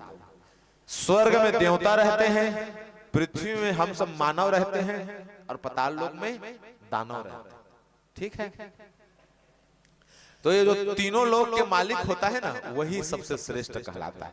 तो ये तीनों लोक के मालिक जो हो वो श्रेष्ठ कहलाए। तो कहे कि आज सब के सब राक्षस स्वर्ग को जीतने चाहते थे, सब के सब स्वर्ग को जीतना चाहते थे। तो आज ये तीनों के तीनों राक्षस, त्रिपुरासुर, तारकासुर के तीनों बेटा, जब स्वर्ग को नहीं जीत पाए ना, तो आज ये तीनों के तीनों कहे कि कोई बात नहीं, स्वर्ग को नहीं जीते कोई बात नहीं, हम नया स्वर्ग बनाएंगे और नया पृथ्वी बनाएंगे और नया पताल लोक बनाएंगे और वहां का हम स्वयं राजा हो जाएंगे। ये कहे श्री व्यास जी महाराज कहे कि अगर नई पृथ्वी और नए स्वर्ग लोक का निर्माण हो जाए तो फिर बड़ा ही अनंत हो जाएगा, बड़ा ही अंत हो जाएगा। ये अनर्थ सबका विनाश कर देगा, क्योंकि श्री हरि के सुंदर कृपा से ये संसार जो है पलता पोसता है। और जब श्री हरि की कृपा वो तीनों संसार में, राक्षसों के संसार में नहीं होगी तो वो बिना ही कारण के उन जीवों का विनाश होगा। इसलिए उस तीनों लोगों का निर्माण होना ही नहीं चाहिए। श्री व्यास जी महाराज कहे कि जब तीनों के तीनों राक्षस इस तीन लोक के निर्माण करने लगे तो भगवान भोलेनाथ को सौंपा गया कि हे भगवान, जाइए और जाकर के उन त्रिपुरासुरों का विनाश कीजिए। और जब कहे तो ये तीनों के तीनों राक्षस के विनाश के लिए भगवान सच्चिदानंद चले आए। जब भगवान चले आए तो व्यास नारायण भगवान कहते हैं कि आज भगवान ने तीनों लोक को विनाश हेतु सुंदर धनुष और बाण को धारण किए हैं और हृदय में माता चंडी बसी है। कल आपने सुना ना मंगल चंडी की कथा, कहे कि हृदय में मां चंडी बसी है और ये भगवान सच्चिदानंद नेत्र को बंद करके पशुपति अस्त्र का सुंदर आवाहन कर रहे हैं। इतना समय लगे माता पशुपति अस्त्र का आवाहन करते करते, इतना समय लगे कि पूछो मत। कहा कि हजारों वर्ष तक भगवान नेत्र को बंद किए थे। और जब नेत्र को बंद किए थे तो जब पशुपति अस्त्र आया तो नेत्र को खोले, और जब खोले तो आंख से आंसू गिर गए, और आंसू गिरे तो यही आंसू से रुद्राक्ष के जन्म हो गए। प्रेम से शंकर भगवान की जय जय भवानी। यही आंसू से रुद्राक्ष के जन्म हुए, और जब रुद्राक्ष के जन्म हुए ना तो एक रुद्राक्ष सुंदर दाएं आंख से जन्मे हैं, एक प्रकार के रुद्राक्ष बाएं आंख से जन्मे हैं, और एक प्रकार के रुद्राक्ष बीच नेत्र से जन्मे हैं। बीच नेत्र से तो 3 प्रकार के रुद्राक्ष जन्मे हैं। दाहिने आंख से जन्मा हुआ रुद्राक्ष कपिल वर्ण का है। क्या वर्ण के? कपिल वर्ण। कपिल वर्ण मतलब कपिला गाय सुने हो? सब सुने। कपिला गाय तो कपिला गाय का अर्थ का होता है? लेत बतावा कैसे?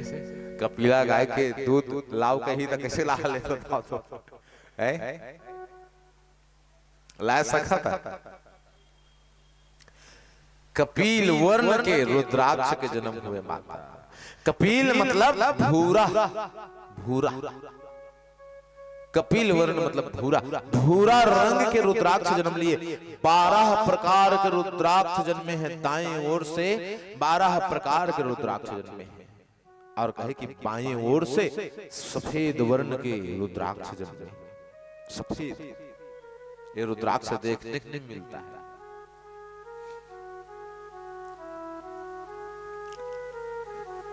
सोलह प्रकार के सफेद वर्ण के रुद्राक्ष जन्मे, और कहा कि बीच के नेत्र से सुंदर काले रंग के रुद्राक्ष जन्मे। और यह रुद्राक्ष 10 प्रकार के रुद्राक्ष, 10 प्रकार के रुद्राक्ष।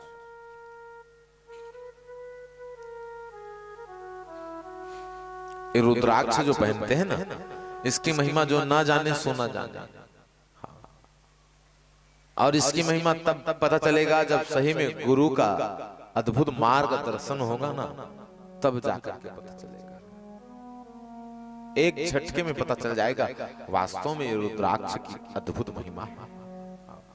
बिना गुरु के मार्ग दर्शन से किसी की महिमा पता नहीं चलती। माता छोटे छोटे चीज है, उनके महिमा पता नहीं चलती बिना गुरु के कृपा से। आज संत समाज बहुत सुंदर कथा बताते हैं कि जब तक गुरु की कृपा ना हो, जब तक संत साधु की कृपा ना हो, तो छोटी छोटी जो चीजें आपके समक्ष है, जो अद्भुत है, वो आपको दिखाई नहीं देगा।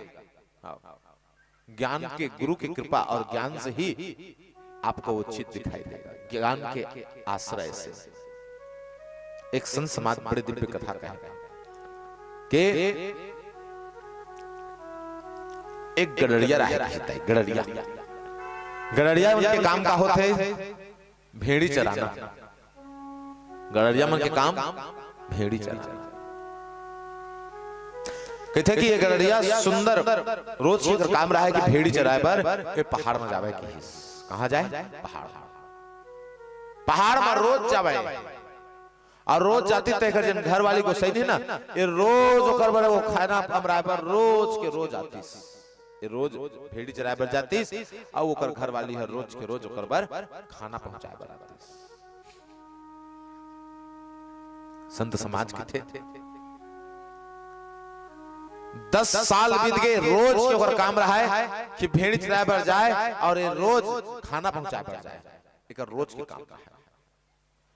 एक दिन के बाद रहा थे कि खाना पहुंचाए पर नहीं आई, नहीं आई खाना पहुंचाए पर नहीं आई। इस गडरिया के दिमाग जो है ना आज बिल्कुल चकरा गए, घूमत कर दिमाग की हो का गया। 10 साल हो गए एक खाना पहुंचाए पर आवे। आज का बात कहा इसे घटना घट गई भगवान, कहीं गलत तो नहीं होंगे? मोर घर वाली कछु हो तो नहीं के? आज ऊपर मन दौड़ेल इसका पर घर में अकेला। अरे कछु भी घटना घट गई तो कोई देखने सीखने वाला नहीं है। तो आज ओकर मन बड़े दौड़ेल धलिस और दौड़ेल धलिस ना, तब वो गड़रिया देखते दाई कि भैया बिहन्ना ले आज मध्याह्न हो गए और मध्याह्न ले शांत हो जाही और शांत हो जी तो मोल जाए लागी ते कल ले ये मध्याह्न में मिही घर चल देता हूँ अक्का दे ले वो अमराय बराइस आज में भोजन पाए पर चल देता हूँ ऐसे के मन में ठान ली से गड़रिया दाई और ठाने के बाद थे कि अक्का कन भेड़ी है जी ये भेड़ी लत ककरो सहारा में छोड़ के जाए लगी ऐनी ककरो न ककरो सहारा में तो छोड़ के जाए लगी तो काकर सहारा में छोड़ो यहाँ मनखे नहीं दिखा तब गड़रिया देखते कि एक ठर रुख में एक जन मनखे चढ़े रहा है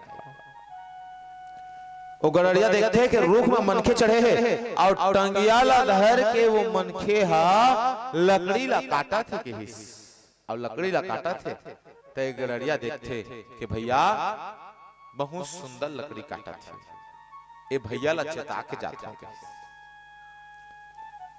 तो कहते जन वो गड़रिया रहा ना तेन भैरा रहीस के हिताई हां का रही से भैरा ओकर दोनों कान नहीं सुना वो इशारा में से अकर जकर गुठशातीस नहीं तब आदमी समझे हो नहीं समझे हो एकदम 0 पॉइंट वो गड़रिया पेड़ में चढ़े रहा है तेरा हाथ हलाई और हाथ हला के चिल्लाई ए भैया सुना था जगा लकड़ी ने सुंदर काटा था भैया एक काम करबे भैया एक काम करबे ए मोर भेड़ी मल्ला देखे रही भेड़ी मल्ला कहे जोर से चिल्लाई ते जो लकड़ी काटत रहे ना तीनों चिल्ला ऐसे टंगियाल दिखा दी ऐसे और जब टंगियाल दिखा दी तब वो जो गड़रिया रहा है तेन समझ गए जाके कहा थे टंगियाल दिखा के हाँ जा देखूं कि कहा थे अब सुने तो नहीं सकिस टंगियाल दिखा दिस नहीं तब वो गड़रिया सुंदर पहाड़ ले उतर के दाई खाल है उतर गए अपन गोसैन करा चलते देखते तो कर गोसैन बुखार के मारे मरत रहा है बुखार धरे रहा है कहीं की खुदे हेरिस खाइस और खा के दवाई खवा के अपन गोसैन ला वो गड़रिया फिर पहाड़ को चढ़ गई फिर पहाड़ को चढ़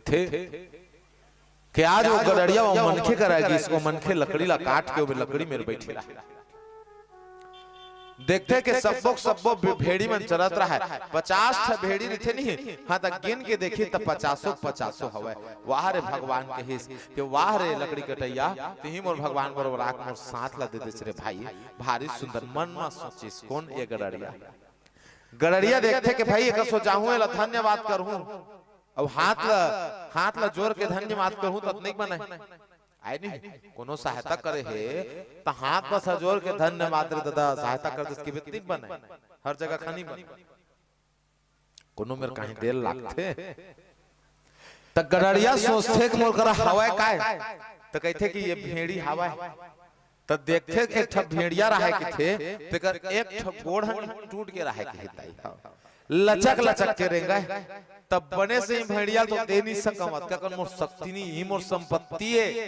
अब बने से ही भेड़िया नहीं दे सका तो ये जे गोड़ टूटे तेन भेड़िया दे देता हूं कौन ला वो बैठे भैया तेला काबा तब मोर सहायता करे ते कर ता धार के लेके गड़रिया धार के लेके ओकर संग में रख देता और रख के कहते ये भैया सुना था इसका ते पेड़ में चढ़े रहे अब मैं कह रहे हो भोजन खाए पर इस सारा बात चला था चिल्ला के भोजन खाए पर कह रहे हो तो सबो भेड़ी लते राखे हज भैया और सबो राखिस ना तो ए भेड़ी लतोला देवत हो कहिस लेकिन एमा एक था मिस्टेक है काय मिस्टेक एकर गोड़ टूट गए कहिस एकर गोड़ हा टूट गए कहिस तो वो जन बैठे रहा लकड़ी में नहीं तेकर जी भन्ना गे ओकर जी भन्ना गे टंगियाल धर के खड़ा हो गए देख तो गला काट दूं तो डर रहा अरे ऐसे किसी करत है तो कहते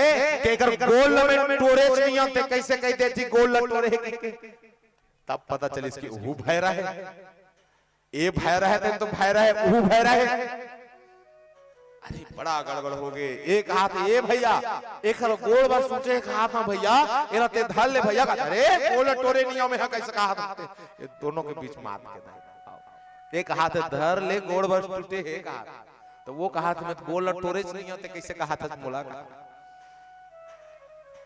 दोनों के बीच लड़ाई चालू हो गई। माता जब लड़ाई चालू हो गई ना, तो संत समाज के थे कि वत के बेरा लड़त रहा है और घोड़ा में चढ़ के एक जन मनखे वही में रागे और वही में राइस ना, तो वो टंगिया धरे रहा है, तेन मनखे हा ऊंच पूर रहा है कि थदाई वो घोड़ा के जब बैठे रहा है मनखे तेकर कपड़ा धरिस और कपड़ा धर रस नीचे में खड़ा करिस त ओला न्याय करे बर खड़ा करिस। न्याय करे का न्याय के कहल दली सोटंगिया वाला मनखे के देख सुन भैया, ए मनखे कहा थे कि ये भेड़ी गोड़ ला मोला टोरे के मैं नहीं टोरे हाँ भेड़ी गोड़ ला ऐसे कहा। तो वो गड़रिया के थे कि भैया ऐसने नहीं कहा था मैं, हाँ ये भेड़ी गोड़ हा टूट गए तेला में दान करा था। तो ये जो तीसरा चोर रही इसके ताई राजा के महल ले चोरी करके आवत रहा, ये तीसरा मनखे जो चोर है नहीं तेन देखते रे भैया पसीना पसीना हो गए। ये चोर के थे एक कन छूट जाओ भगवान ए में नहीं रहा। तो जैसे छोड़ीस ने वो टंगिया धरी तेन मनखे तो छोड़ीस तो ये पल्ला में ले भागिस, पल्ला भाग के सोचिस कि भगवान ये मन कहा थे कि ये भेड़ी लते चोरी करे, ये भेड़ी के साथ ये चोरी करे राजा के महल के जे सोना चांदी तीनों ते चोरी करके लावत था।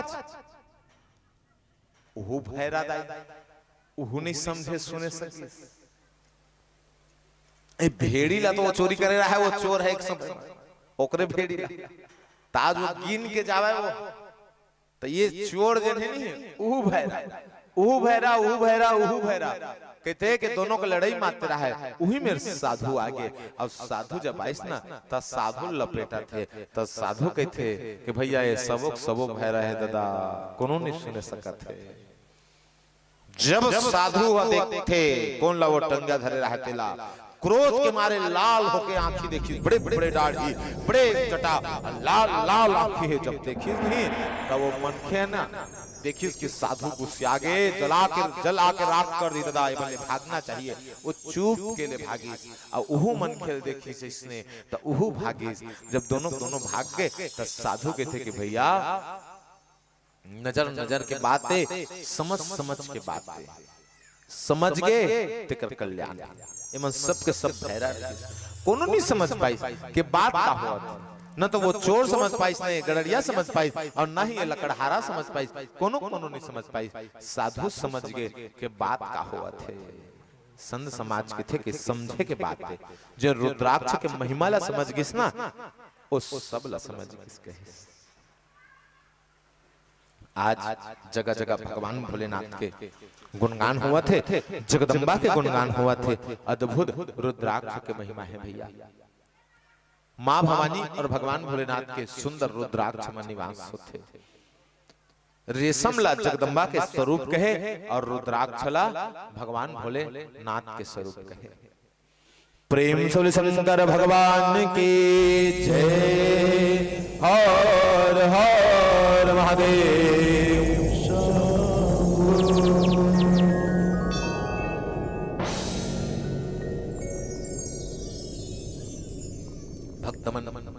बड़े भाव से किथे भगवान करा। आओ हम सब भी सुंदर भाव बनाए और भगवान भोलेनाथ से झोली फैला करके आशीष को पाए। कहें क्या सब पुकारना है साथ भगवान से। भगवान विराजमान है मां दंतेश्वरी के समक्ष। सबका दिव्य भाव हो क्या? कब से खड़े हैं झोली पसार, क्यों ना सुने तू मेरी पुकार। मुझे तेरा ही सहारा है मेरे भोले बाबा, मुझे तेरा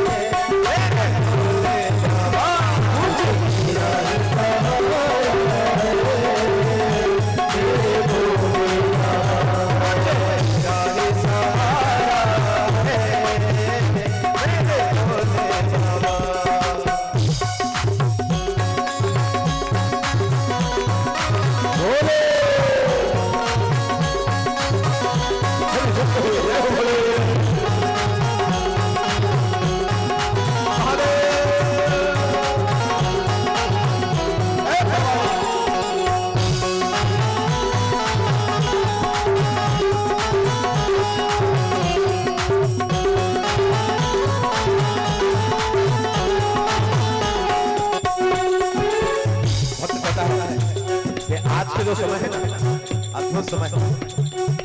मंदिर मंदिर में लाखों लाखों नर नारी आए। आज के भगवान भोलेनाथ के मंदिर में जाओगे, बड़ी भीड़ होते हैं। माँ भवानी भगवान श्री भोलेनाथ विराजमान, भक्त का दिव्य भाव। कहे क्या? देख लो लगी है आज मंदिर में ये भीड़ भारी।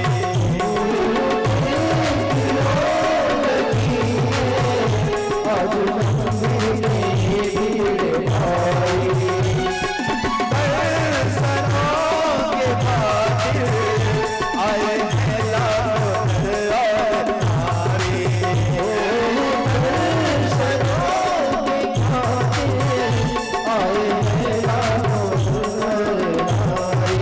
बुलाता है, आजा रे भोले बाबा,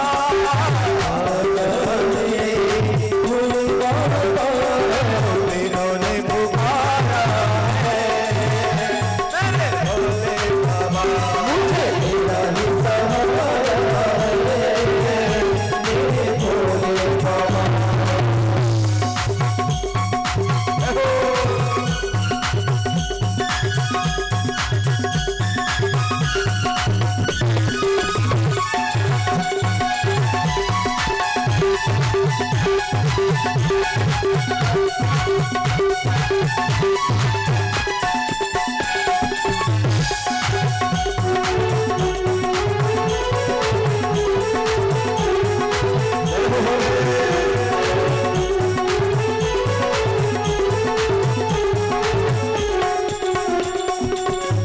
आज कहा कि जो जिंदगी से हार गए वो भगवान श्री के चरणों में आ जाए। जो जिंदगी से हार गए वो भगवान के चरणों में आ जाए। माँ और पिता के चरण सबसे श्रेष्ठ है। कि भगवान श्री भोलेनाथ और आदि शक्ति की कृपा हो जाएगी तो बड़े से बड़े हारे जीत जाते हैं, बड़े से बड़े कम छोटे हो जाते हैं। भक्त का बड़ा भाव है क्या? जिंदगी से हारे हम जमाने के हमले के आए।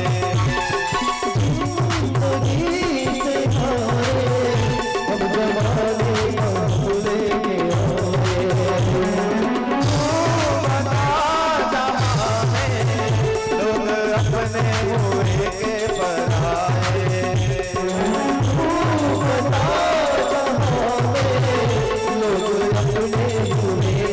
पराए। तेरे सिवा दुनिया में, तेरे सिवा दुनिया में कोई न सहारा है मेरे भोले बाबा।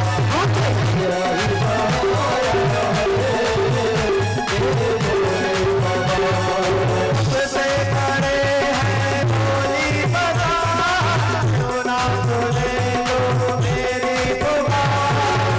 से खड़े भोली बजा, क्यों ना सुने तू मेरी पुकार। तेरा ही सहारा है मेरे भोले बाबा। मुझे तेरा ही सहारा है मेरे भोले बाबा। मुझे तेरा ही सहारा है मेरे भोले बाबा। मुझे तेरा ही सहारा है मेरे भोले बाबा।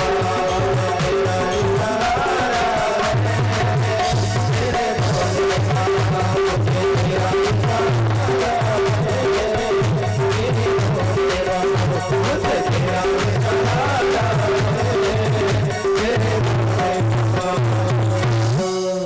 कब से खड़े हैं झोली बजा, क्यों ना सुने तू मेरी पुकार। मुझे तेरा ही सहारा है मेरे भोले बाबा। प्रेम सुन शंकर भगवान की जय। हर हर महादेव। शंभू। कहे श्री व्यास जी महाराज कि आज भगवान श्री भोलेनाथ के रुद्राक्ष की महिमा को कहे। और जब रुद्राक्ष की महिमा कहे तो कहा कि एक मुखी रुद्राक्ष साक्षात भोलेनाथ का स्वरूप है माता। एक मुखी रुद्राक्ष नहीं मिलते हैं। और अगर आप सोचेंगे कि एक मुखी रुद्राक्ष हमको मिल गया तो कोई जरूरी नहीं है कि वो असली होगा, क्योंकि आजकल ना प्लास्टिक के रुद्राक्ष आ जाते हैं और भद्राक्ष भी आ जाते हैं। भद्राक्ष भी आ जाते हैं। जिस प्रकार से धान का डुप्लीकेट करगा होता है ना, उसी प्रकार से रुद्राक्ष का डुप्लीकेट भद्राक्ष है। कहे कि एक मुखी रुद्राक्ष को तुम साक्षात भोलेनाथ का स्वरूप मानना, शिव का स्वरूप मान लेना। कहा कि दो मुखी रुद्राक्ष को देवी और देवता का स्वरूप मान लेना, भगवान श्री भोलेनाथ और मां जगदम्बा का स्वरूप मानना। तीन मुखी रुद्राक्ष को साक्षात अग्निदेव का स्वरूप मान लेना। हे राजा जन्मेजय, चतुर्मुखी रुद्राक्ष को ब्रह्मा का स्वरूप मानना। पंचम मुखी रुद्राक्ष काल अग्नि रुद्र का स्वरूप है और यह रुद्राक्ष अद्भुत रुद्राक्ष। छह मुखी रुद्राक्ष को कार्तिक का स्वरूप मान लेना। सात मुखी रुद्राक्ष को काम देवता कहना। आठवां को विनायक देवता के नाम से जाना जाता है। नौवां को मां दुर्गा का स्वरूप कहा गया है। दसवां साक्षात भैरव है। 11वां को 11 रुद्र का स्वरूप कहा है। 12वां रुद्राक्ष 12 आदित्य 12 सूर्य नारायण का स्वरूप है और 13वां नंबर का रुद्राक्ष भगवान श्री कार्तिक का ही स्वरूप है। 14 नंबर के रुद्राक्ष को शिव शंकर का ही रूप मानना। प्रेम से शंकर भगवान के जय, दंतेश्वरी मैया के जय, जय जय भवानी। कहे व्यास नारायण भगवान कि इस प्रकार से दिव्य रुद्राक्ष है। कहा कि 108 रुद्राक्ष के दाना महान संख्या है। 108 रुद्राक्ष के दाने का रुद्राक्ष सुंदर धारण करने वाला मनुष्य परम शक्ति के आशीष को पाता है। परम शक्ति के आशीष। कहे व्यास नारायण भगवान के रुद्राक्ष की महिमा बताए।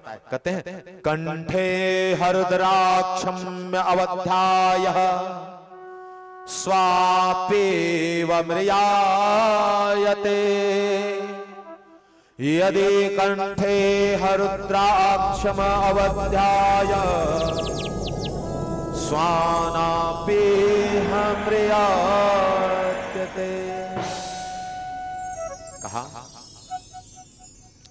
अगर कुत्ते के गले में रुद्राक्ष की माला हो ना तो हे राजा जन्मेजय, अगर वो कुत्ता मरता है तो कुत्ता अंत में कैलाश में सुंदर निवास करता है।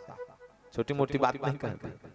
अगर कुत्ते के गले में रुद्राक्ष की माला हो तो हे राजा जन्मेजय, अगर वो कुत्ता मरता है तो अंत में कैलाश में निवास करता है।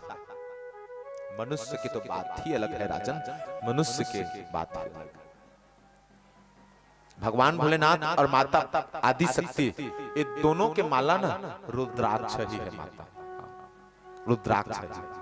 जैसे ऐसा नहीं हो जाता है भगवान श्री विष्णु के तुलसी माला, भगवान विष्णु के तुलसी माला,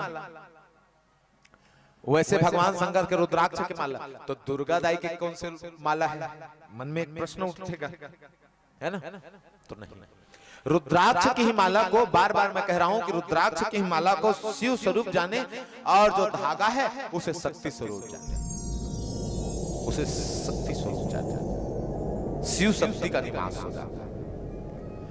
व्यास नारायण भगवान कहे कि हे ऋषिगण, आज मैं रुद्राक्ष की अद्भुत महिमा को कह रहा हूं और यह रुद्राक्ष की अद्भुत महिमा अपार पुण्य को प्रदान करने वाली है, अपार पुण्य को प्रदान करने वाली है। कहा कि रुद्राक्ष को धारण कब करना चाहिए, रुद्राक्ष कब पहने? तो कहे कि रुद्राक्ष सूर्य या चंद्र का जब ग्रहण हो तब रुद्राक्ष को धारण करना चाहिए, सूर्य या चंद्र के ग्रहण। और कहा कि संक्रांति के दिन रुद्राक्ष को धारण करना चाहिए। और कहे कि अमावस्या के दिन या पूर्णिमा के दिन रुद्राक्ष को धारण करना चाहिए। कौन कौन से दिन? संक्रांति, अमावस्या और पूर्णिमा, सूर्य और चंद्र ग्रहण। इस दिन रुद्राक्ष को धारण करना चाहिए। कहा कि रुद्राक्ष को धारण किए हुए मनुष्य न तो शराब पिए, न मांस खाए, और न ही वह मनुष्य कहे कि दुष्कर्म को करे, कहे कि गलत काम को मनुष्य छोड़ दे, तब जाकर के रुद्राक्ष की अद्भुत महिमा है। आइए कुछ सुन भजन का आनंद ले, क्योंकि कथा का आनंद नहीं ले सकते हैं। कुछ सुन भजन का आनंद ले। प्रेम से दुर्गा मैया के जय।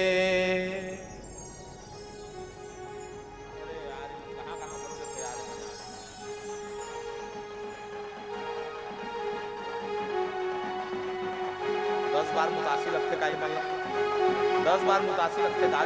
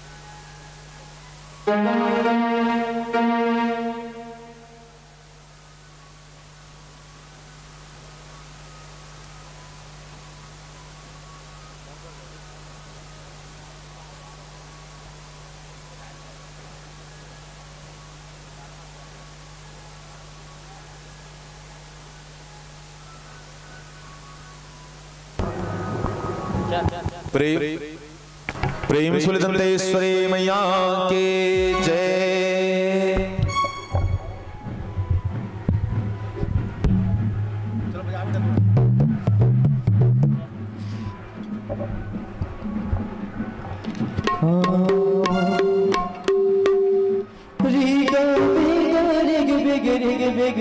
जोत जलत है लहरावत है जावारा हो माँ मैया, लहरावत है जावारा हो माँ।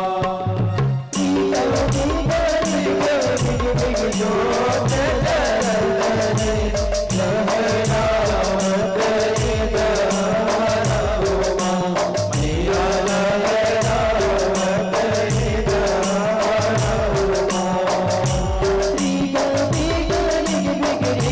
जोत जलत है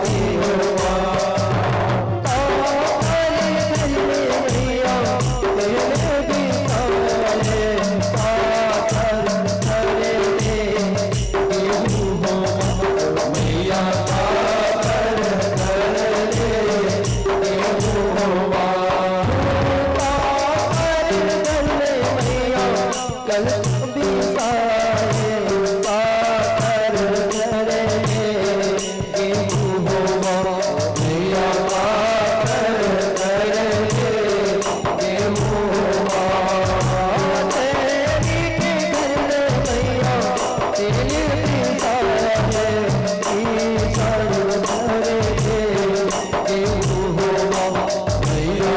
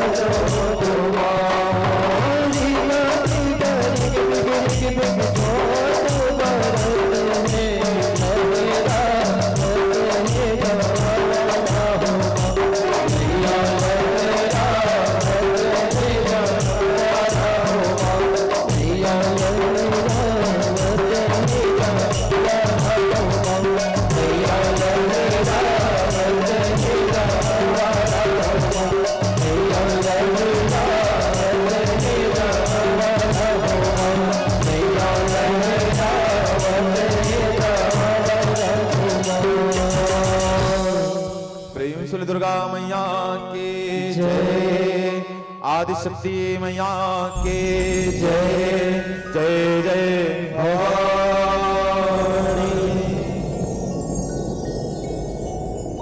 व्यास नारायण भगवान की है कि आज अद्भुत भवानी के महान दिव्य कथा को कहा, भगवान भोलेनाथ के मैंने रुद्राक्ष की महिमा को कहा। अब आओ मैं मां भवानी गायत्री के दिव्य मंत्रों की महिमा का गुणगान करता हूं और देवी मां गायत्री के महिमा का गुणगान करे। कहने लगे कि आओ मैं उस मंत्र का दिव्य उच्चारण करूं और कहे ओम भूर्भुवस्वः तस्य वितुर्वरेण्यं भर्गो देवस्य धीमहि धियो यो नः प्रचोदयात्।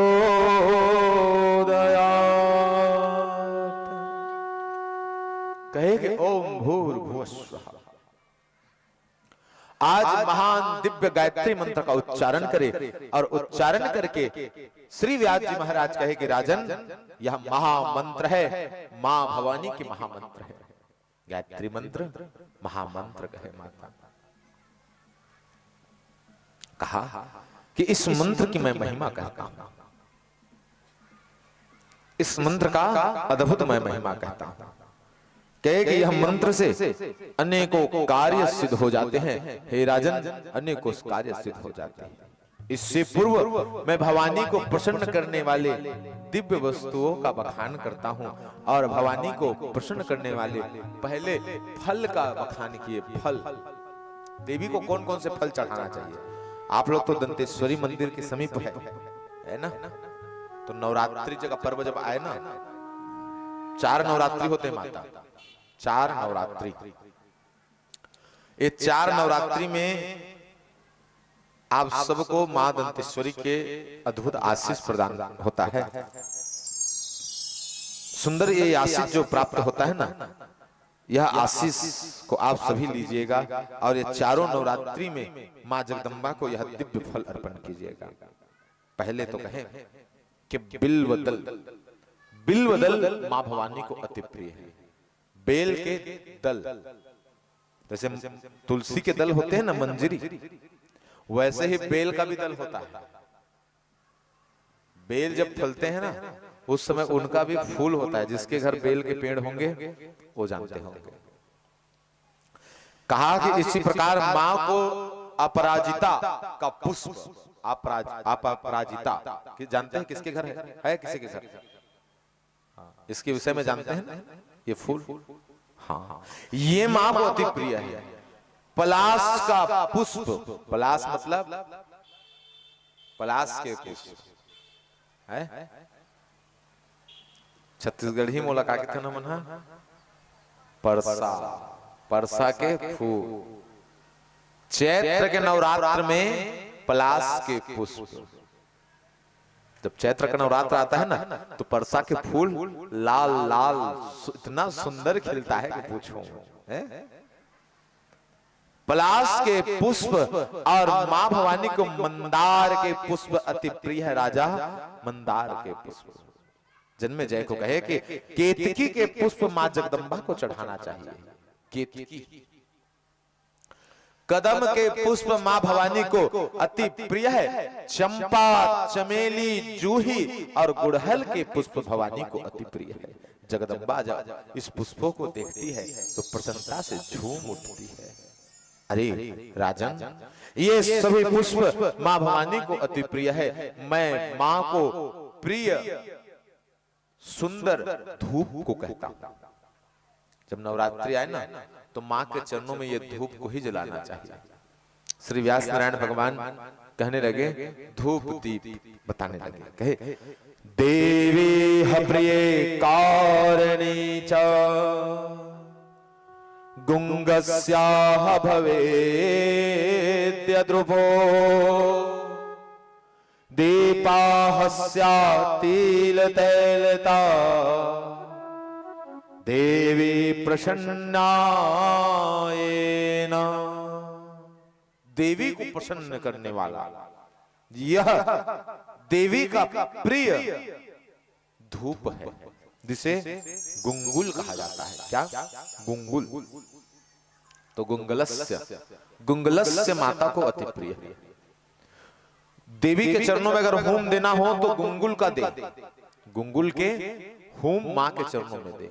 और कहे कि दीप जलाना हो, बहुत से लोग ध्यान दीजिएगा, जो जो जोत जलवाते हैं वो माताएं ध्यान दीजिए। कौन कौन जोत जलाते हैं? हाथ उठाओ। तो नवरात्रि में कौन कौन जोत जलाता हो? हाथ उठावा के।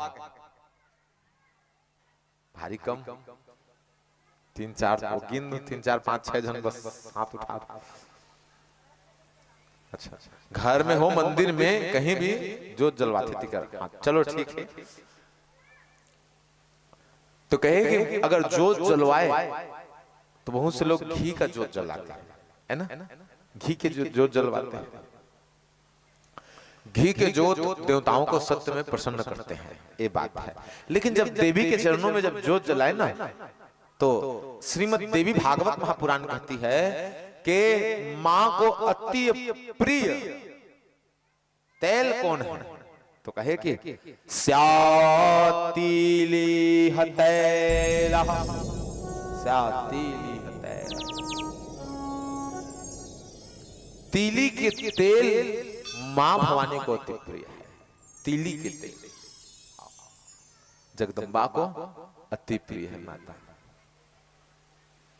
तो देवी के चरणों में अगर धूप जलाए तो गुंगुल और दीप जलाए तो तिली के तेल से जलाए।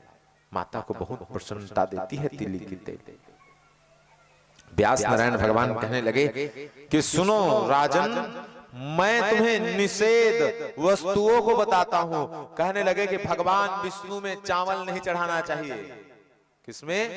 भगवान विष्णु में चावल नहीं चढ़ाना चाहिए। चावल क्यों नहीं चढ़ाना चाहिए? तो चावल इसलिए नहीं चढ़ाना चाहिए। कौन सा चावल? सफेद चावल। और कैसा चावल? अखंड चावल। अखंड चावल को नहीं चढ़ाना चाहिए। किसमें? भगवान विष्णु में। क्यों? क्योंकि अखंड चावल, सफेद चावल मां अन्नपूर्णा का स्वरूप है और मां अन्नपूर्णा भगवान श्री भोलेनाथ की पत्नी है। और भगवान श्री भोलेनाथ की जो पत्नी है ना, वो भगवान श्री विष्णु की बहन है। तो कहे कि सफेद चावल, अखंड चावल भगवान विष्णु में नहीं चढ़ाना चाहिए। बाकी पीला चावल चढ़ता है। जब सत्यनारायण कथा करेंगे तो भाई पीला चावल बनेगा, वो भी टूटा हुआ चावल रहता है। ज्यादातर चावल जो है ना टूटा चावल रहेगा, या खड़ी भी चावल रहेगा ना तो उसमें हल्दी लगा दिया जाता है। तो वो चीज मना रहता है, वो मना नहीं होता है। सफेद चावल कहे वो पीला हो गया। अब भगवान विष्णु में वो चावल चढ़ सकते हैं। तो कहे कि भगवान विष्णु में अक्षत नहीं चढ़ाना चाहिए, चावल नहीं चढ़ाना चाहिए। क्यों नहीं चढ़ाना चाहिए? क्योंकि अन्नपूर्णा उनकी बहन है, इस कारण भगवान विष्णु में चावल नहीं चढ़ाना चाहिए। और जो मनुष्य चावल को अर्पण करता है वो बड़े ही दोषी होता है, वह अन्नपूर्णा का दोषी होता है। और समय पड़े ना तो उनके घर भोजन की कमी हो जाती है, वो खाने के लिए तरस जाता है। व्यास नारायण भगवान कहे कि भगवान शंकर में केतकी नहीं चढ़ाना चाहिए। माता दंतेश्वरी, मां जगदम्बा में केतकी के पुष्प चढ़ जाएंगे, लेकिन भगवान शंकर में केतकी के पुष्प नहीं चढ़ेंगे, नहीं चढ़ेंगे। आज श्री व्यास जी महाराज कहे कि भगवान गणेश में तुलसी दल नहीं चढ़ना चाहिए। लेकिन बहुत से लोग, अभी हम लोग बात कर रहे थे यजमान के यहाँ, कि तुलसी के दल ना भगवान शंकर में नहीं चढ़ते हैं, ऐसा बात सुनने में आता है ना। लेकिन ये जो बात है ना, ये थोड़ा सा विचारणीय बात है कि तुलसी के दल भगवान में क्यों नहीं चढ़ते हैं। पहला बात तो कहते हैं कि तुलसी के दल इसलिए नहीं चढ़ते हैं क्योंकि भगवान भोलेनाथ को तुलसी जो है अपने जेठ मानते हैं, ठीक है, इसलिए नहीं चढ़ते हैं कहते हैं। लेकिन शास्त्रों का कथन है कि तुलसी के दल भगवान भोलेनाथ में चढ़ा सकते हैं। ऐसा दोष नहीं माना गया है। तुलसी के दल को भगवान भोलेनाथ में चढ़ाने को विशेष दोष नहीं कहा गया है, क्योंकि ये भगवान श्री गणेश में नहीं चढ़ता और भगवान श्री भोलेनाथ में तुलसी के दल को चढ़ाने से विशेष दोष का कोई उच्चारण नहीं करेगा। हाँ, लेकिन लोकाचार, लोका व्यवहार में ये जरूर कह देते हैं कि वो उनका जेठ है इसलिए नहीं चढ़ता।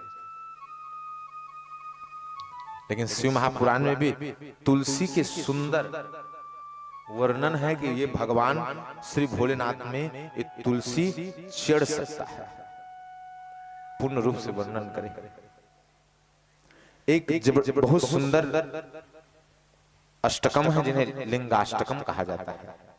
उस लिंगाष्टकम में इनका सुंदर वर्णन देते हैं। कहते हैं, सर्व सुगंध सुलेपित लिंगम, बुद्धि विवर्धन कारण लिंगम, सिद्ध सुरासुर वंदित लिंगम, तत्प्रणाम सदा शिवलिंगम। और कहे कि कुमकुम चंदन लेपित लिंगम, पंकज हार सुशोभित लिंगम, संचित पाप विनाशक लिंगम, तत्प्रणामी सदा शिवलिंगम। आज यही लिंगाष्टकम में सुंदर भगवान श्री भोलेनाथ और यह तुलसी के रहस्य को छुपा करके रखे हैं माता। कहे कि दोनों का मिलन महा शुभ और फल को देने वाला है। लेकिन गणपति जी महाराज में यह जो तुलसी के दल है इसे चढ़ाना दोष कहा गया है। क्यों? इनके पीछे एक दिव्य कथा है। कहते हैं कि भगवान श्री गणपति तपस्या कर रहे थे और जब तपस्या कर रहे थे भगवान तो कहे कि आज देवी तुलसी भगवान की उस छवि को देखी और देख करके मग्न हो गई और भगवान गणेश से विवाह करना चाहिए। और जब विवाह करना चाहे ना तो देवी तुलसी भगवान श्री गणेश की उस तपस्या को तोड़ दिए और जब तोड़ दिए तपस्या को तो श्री व्यास जी महाराज कहे कि भगवान श्री गणेश ने श्राप दिया कि जा तुलसी तुम मेरे समीप आना चाहती है, मैं तुझे श्राप देता हूं कि आज के पश्चात तुम मेरे ऊपर चढ़ेगी नहीं, मेरे समीप ना आ पाएगी, मैं तुझे श्राप देता हूं। भगवान गणेश श्राप देते, तपस्या टूटे। तब से कहे कि तुलसी जो है भगवान श्री गणेश में नहीं चढ़ता है लेकिन भगवान शिव में इस तुलसी को अर्पण किया जा सकता है। कहने लगे कि इसी प्रकार दुर्गा में दूबी नहीं चढ़ाना चाहिए, मां दुर्गा में दूबी नहीं चढ़ाना चाहिए। देवी पुराण में भी दूबी नहीं चढ़ता है। हाँ, तो दो प्रकार के दूबी होते हैं माता। कितना प्रकार के? दो प्रकार के दूबी होते हैं। तो कहे ना दो प्रकार के दूबी में एक प्रकार के दूबी मां दुर्गा में नहीं चढ़ता। तो कौन से प्रकार के दूबी? तो श्याम दूबी जो है ना मां में नहीं चढ़ता। श्याम दूबी मतलब एकदम हरा बिल्कुल गाढ़ा जो दूबी होता है ना, जो काला काला दिखाई देता है, वो दूबी मां दुर्गा में नहीं चढ़ता है। और जो फीका दूबी होता है ना वो दूबी माता दुर्गा में चढ़ाया जाता है। और उसी दूबी के रस बना करके नवरात्रि में जो उपवास रहते हैं वो ग्रहण करते हैं। तो दूबी भी दो प्रकार के, तुलसी जैसे दो प्रकार के, एक राम तुलसी और एक श्याम तुलसी है ना, वैसे ही दूबी भी एक श्याम दूबी और एक राम दूबी। तो श्याम दूबी जो है दुर्गा मां में नहीं चढ़ते, राम दूबी जो है वो दुर्गा मां में चढ़ाया जाता है। श्री व्यास जी महाराज कहे कि मां भवानी के सुंदर इस प्रकार से विधान को मनुष्य को जानना चाहिए और हे राजा जन्मेजय भवानी के चरणों को प्रणाम करना चाहिए, देवी के चरणों को प्रणाम करना चाहिए। आज मां के चरणों को प्रणाम किए। प्रेम से दुर्गा मैया के जय, आदि शक्ति भवानी मैया के जय, जय जय भवानी।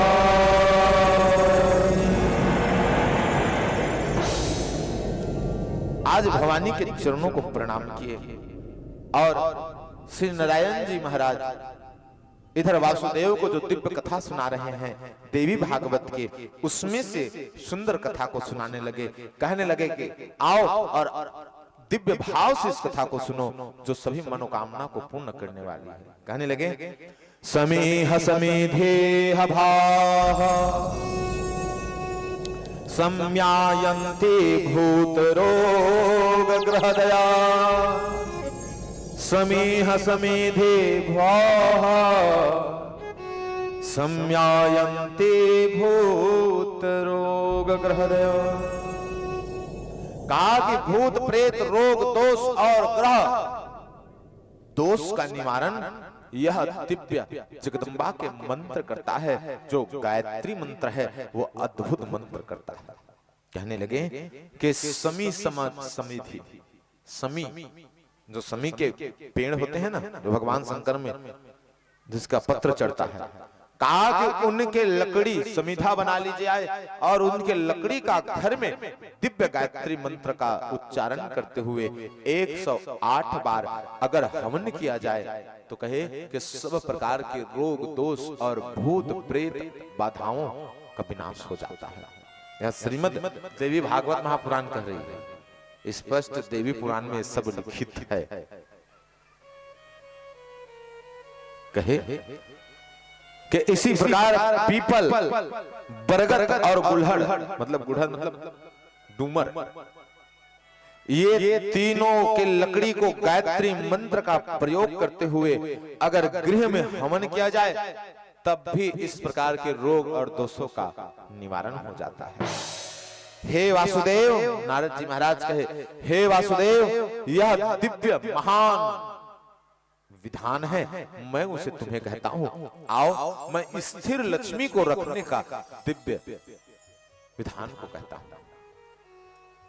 कहा, बेल पत्र, बेल के फल और बेल के जड़, बेल पत्र और बेल के फल और बेल के जड़, ये तीनों को 108 बार कहे कि गायत्री के महान मंत्र से गृह में अगर हवन कर दिया जाए तो कहे कि आज देवी लक्ष्मी उस गृह में बंध जाती है और उस घर से देवी कहीं भाग ना पाती है। आज ऐसे दिव्य विधान को बताया, देवी लक्ष्मी उस घर में बंध जाती है। बेल पत्र, बेल के फल और बेल के जड़ 108 बार हवन कर दे, सुंदर हवन कुंड जला करके हवन कर दे, ये तीनों चीजों का गायत्री मंत्र से 108 बार। बहुत समय नहीं लगेगा, घंटा भर का काम। सही से पूजा हो ना, जब कभी भी घर में पूजा पाठ हो तो पंडित जी को कहे, अगर आपको ऐसा करना है तो पंडित जी को कहे कि महाराज यही जो हवन हो रहा है इसके साथ साथ आप बेल के पत्र रख लीजिए और बेल के फल रख लीजिए और बेल के ये जड़ रख लीजिए। ये तीनों को 108 गायत्री मंत्र का जाप करते हुए महाराज हमारे घर में हवन कर दीजिए, साथ में ये करवा दीजिए। माँ लक्ष्मी सदा के लिए घर में विराजमान हो सकती है, सदा के लिए। नारद जी महाराज कहे कि हे ऋषिगण, अरे हे वासुदेव, सुनो, अगर पुत्र के प्रति कन्या की लालसा हो और कन्या के प्रति दिव्य वर की लालसा हो तो उन माता पिता को चाहिए कि दूध, दही और घी इन तीनों का मिश्रण कर दे और इन तीनों में लावा को बोर दिया जाए, लावा को अर्पण कर दिया जाए। लावा मतलब लाई, जो लाई फोड़ते हैं ना, वो दूध, दही और घी और लावा को मिश्रित करके 108 बार कुंड का निर्माण कर घर में हवन करा दिया जाए। अगर कोई कन्या हवन को करता है तो उसे सुंदर वर की प्राप्ति होती है। अगर कोई वर हवन को करता है तो उन्हें सुंदर वधु की, कन्या की प्राप्ति होती है। आज श्री नारद जी महाराज इस महान विधान को बता रहे हैं, बहुत सुंदर विधान बता रहे हैं। और कहा कि सभी प्रकार की समस्याओं का विनाश हेतु मैं सुंदर गिलो के गांठ, गिलो जो होता है ना नार, उनके गांठ को तोड़ करके दूध में डुबा करके महामृत्युंजय का जाप करते हुए, साथ में गायत्री मंत्र का जाप करते हुए अगर मनुष्य 108 बार हवन करता है तो मनुष्य के जीवन से सभी समस्याओं का समाधान हो जाता है। आज श्री देवी भागवत महापुराण में सभी चीज स्पष्ट रूप से उल्लेखित चीजें हैं, स्पष्ट रूप से उल्लेखित है, क्योंकि ये जो पुराण है ना, ये मां से जुड़ा पुराण है। सभी मंत्र, सभी विधानों का यह पुराण है। आज हर एक मनुष्य के कल्याण के लिए इस विधान को कहे। अगर विधान समझ में ना आए माता, अगर करने का इच्छा हो मन में, कभी मां के प्रति श्रद्धा और परम विश्वास हो ना, तो आप इस विधान को दोबारा भी सुन सकते हैं। आज का समय जो है ना, ये मोबाइल का जमाना है और हमारा ये सब जगह का कार्य है, ये सब जगह ये चीज देखा जाता है कि आज के समय में मोबाइल के माध्यम से कथा का प्रचार प्रसार होता है। तो हमारे भी कथा का प्रचार प्रसार होता है। अगर आप कहेंगे कि देवी कथा लाइव ऐसा लिखेंगे या हमारा नाम आचार्य चंद्र गोस्वामी कहेंगे तो तत्काल हमारा पूरा चैनल चलाएगा। अपने मोबाइल में ऐसा लिखेंगे ना, आचार्य चंद्र गोस्वामी या देवी कथा लाइव, तो हमारा पूरा चैनल चलाएगा, आ जाएगा। तो अगर जो भी आपको विधान को जानना है, जो कथा जानना है, आप हमारे चैनल में आकर के इन विधि और इन विधानों और कथा को सुन सकते हैं। बिल्कुल विधान को स्पष्ट रूप से सुन सकते हैं। आज कहने लगे कि हे वासुदेव, इस प्रकार से मैं गायत्री मंत्र की महिमा को कहता हूँ, इस प्रकार से मैं महान गायत्री मंत्र की महिमा को कहा। आओ मैं उस देवी के चरण कमलों को प्रणाम करता हूँ, हम सब मिल प्रणाम करें। आइए मेरी माताएं, हम सब भी माँ गायत्री के चरणों को प्रणाम करें। प्रेम से गायत्री मैया की जय।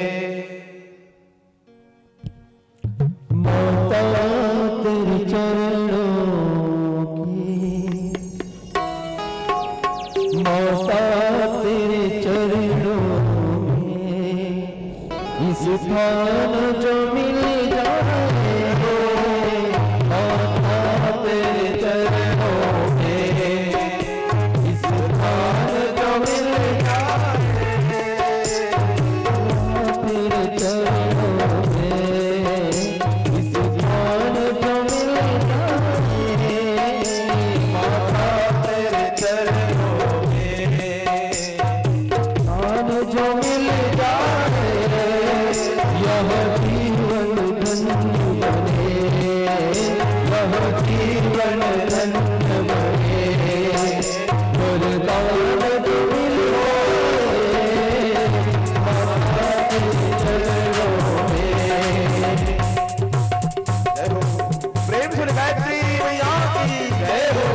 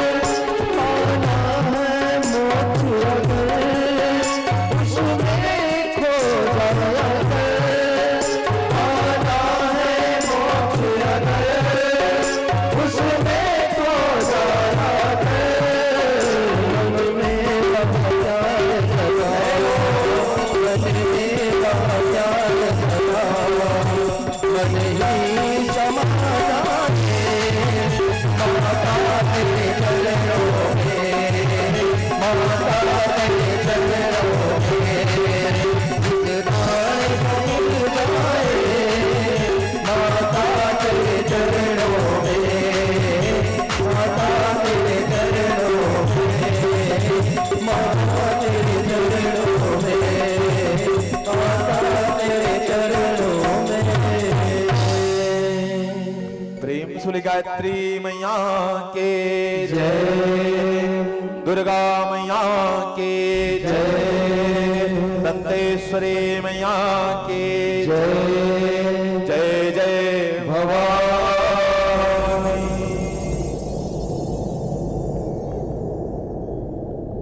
श्री वेद व्यास जी महाराज, आज व्यास जी महाराज की वाणी अब बड़े ही शांत होने लगे।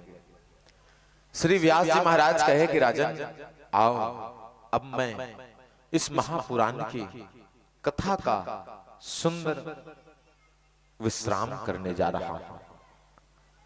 हे राजन, भवानी की कथा अपरंपार है, इनका कोई पार नहीं पा सकता। अपार है राजन, अपार। राजन आओ, मैं तुम्हें अंतिम स्कंद की ओर ले चलूं और मां भवानी की दिव्य कथा का यही दिव्य विश्राम दूं। आज श्री व्यास नारायण भगवान राजा जन्मेजय को कहने लगे कि जो जगत की पालन करनी है, जो जगत को पालने वाली है, उस अन्नपूर्णा की कथा को कहता हूं। और आज अन्नपूर्णा की कथा को कहने लगे क्या? अत्रे हते कथास्यामि पुरा व्रेतामम्य सनातनो हृदयहारथस्य राजर्षे प्रेय भक्तेः प्रदायकौ प्रेय भक्तेः प्रदायकौ।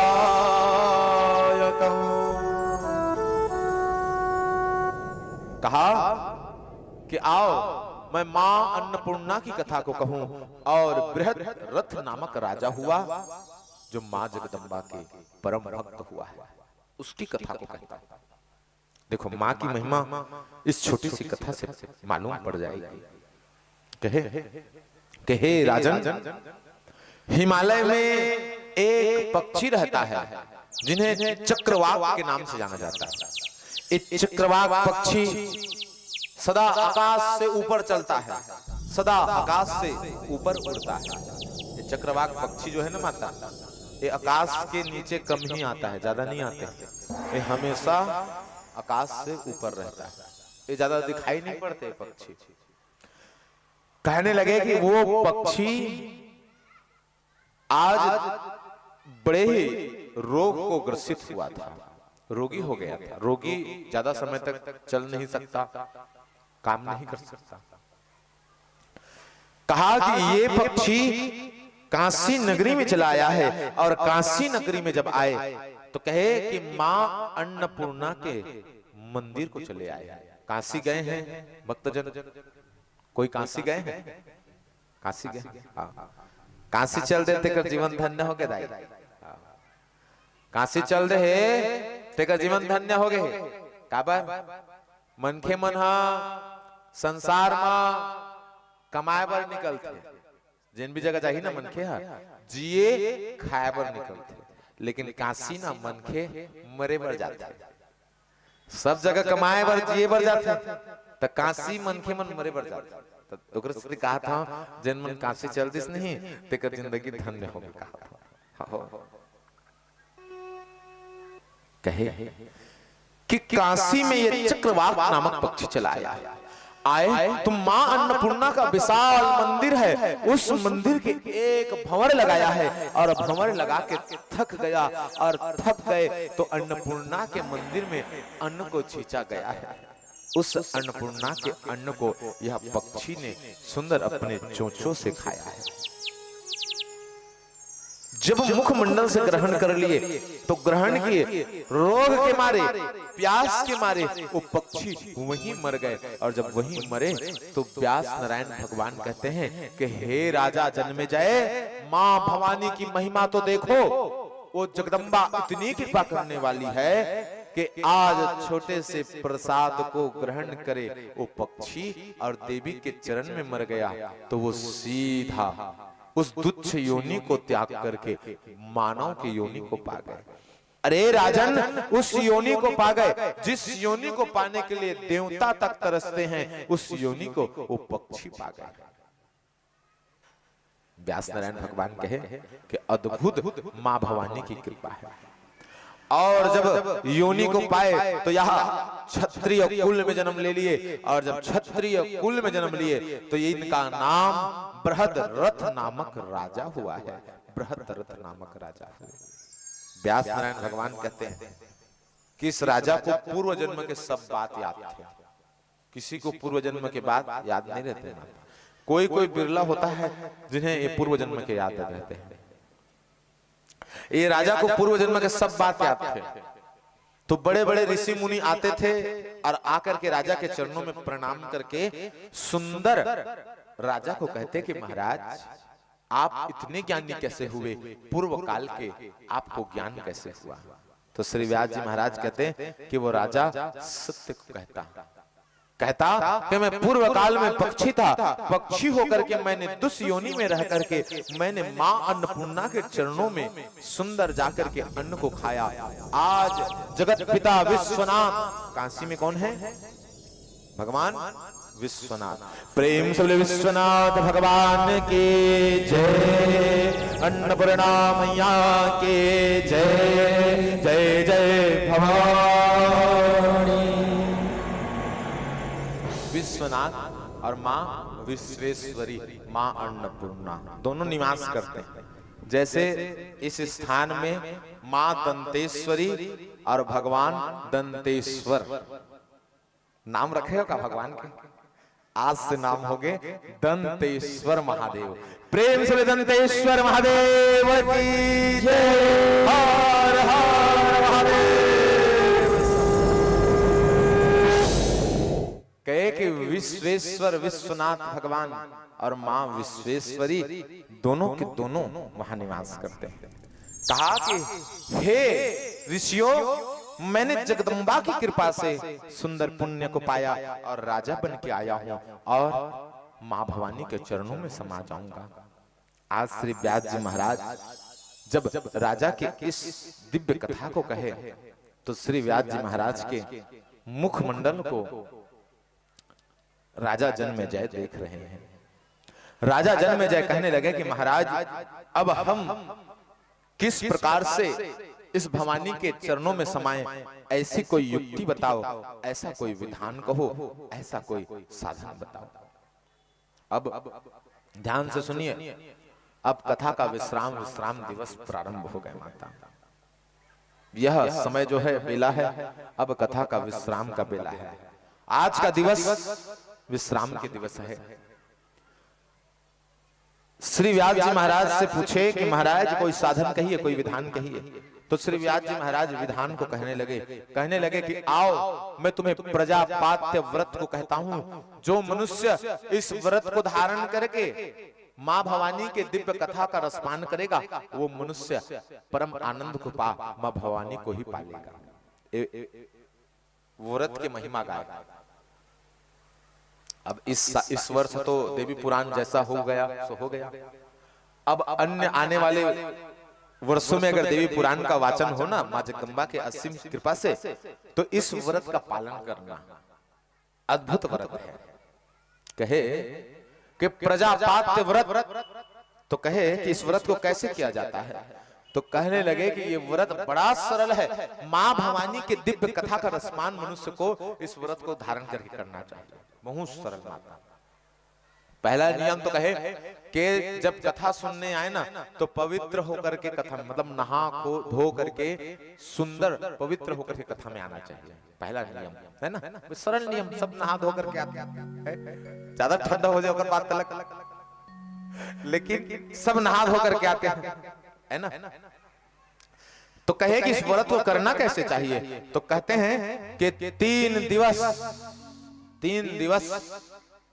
केवल प्रातः काल में ही भोजन करे और भोजन करके मां भवानी की कथा को सुने। ध्यान से सुनिए, 3 दिवस जब कथा प्रारंभ हो जाए ना, तो कहे कि 3 दिवस प्रातः काल भोजन को केवल ग्रहण करे, और कहे कि इनके बाद फिर 3 दिवस केवल संध्या को ही भोजन को ग्रहण करे और मां जगदम्बा की कथा को सुने। मतलब सुबह जब भोजन करे ना तो रात को करना ही नहीं है। ये व्रत का विधान है कि सुबह कर लिए भोजन तो रात को नहीं करना है। और कहे कि 3 दिवस संध्या को ही भोजन करे, सुबह करना ही नहीं भोजन, ना फलाहार ना भोजन, संध्या को ही भोजन, शाम को ही, रात को ही भोजन करके माता की कथा सुन के अपना आराम कर लिया। कहने लगे कि 3 दिवस फलाहार का केवल ग्रहण करे और 3 दिवस मां जगदम्बा के जो अंतिम दिवस आ जाते हैं ना, उस दिवस में मां जगदम्बा के कथा को फलाहार लेकर के ग्रहण सुंदर श्रवण करे, फलाहार लेकर के सुंदर श्रवण करे। उसके बाद कहे कि 3 दिवस, 12 दिवस का व्रत कहे, 3 दिवस दोनों समय सुंदर भोजन को ग्रहण करे और मां जगदम्बा का 3 दिवस तक से पूजन करे। इस प्रकार से कोई प्रजापात्य देवी व्रत का पालन करता है और जगदम्बा की कथा को सुनता है।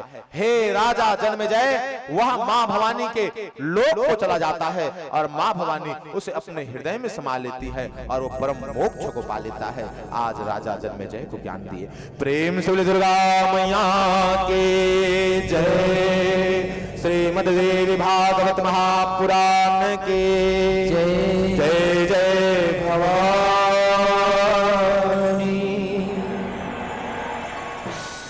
आज राजा जन्मेजय इसी प्रकार व्रत के पालन को किए और पालन को करके प्रेम से दुर्गा मैया के जय, पालन को किए और पालन को करके सुंदर मां भवानी के चरण कमलों में जा समा गए।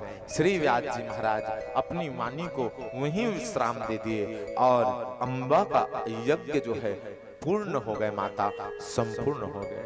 आइए श्रीमद् देवी भागवत महापुराण के यह 12 स्कंद अर्थात अंतिम स्कंद के कथा को आप सबने श्रवण किया। संपूर्ण देवी भागवत महापुराण के कथा को सुंदर आप सब करुणामय जगदम्बा स्वरूपनी माताएं सब के सब ने श्रवण किया। सभी श्रेष्ठ भक्तजनों का पूर्ण सहयोग प्राप्त हुआ और आदि शक्ति की कृपा पात्र हो मां दंतेश्वरी के चरण कमलों में ऐसे दिव्य पुराण के श्रवण करके हम सभी गंगा स्नान कर लिए। माता सुंदर हमारा जीवन धन्य धन्य हो गए। प्रेम से दंतेश्वरी मैया की जय जय जय भवानी।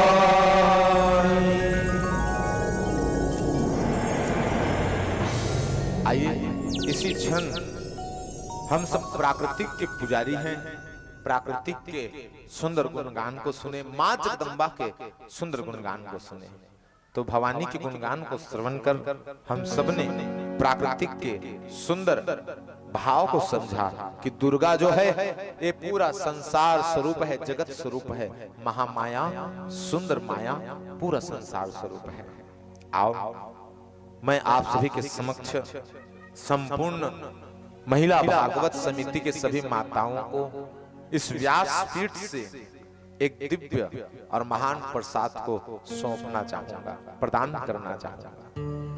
तो सभी माताओं से निवेदन है कि चढ़ौतरी के कार्यक्रम प्रारंभ होने से पूर्व मेरे हाथों से दिव्य प्रसाद को सुंदर ग्रहण कर ले और इनके पश्चात दान पुण्य के महान कर्म की ओर हम सब अग्रसर हो जाएंगे। सभी माताओं से निवेदन यथा स्थान खड़े हो जाएंगे और वो आएंगे और प्राकृतिक के सेवा स्वरूप वृक्षों का दान हम माताओं को सुंदर प्रसादी स्वरूप प्रदान करेंगे।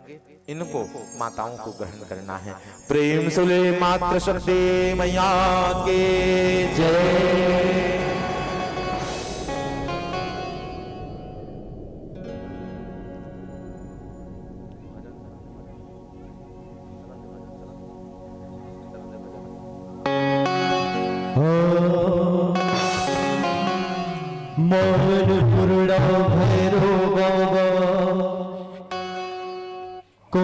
रहो न बाकी।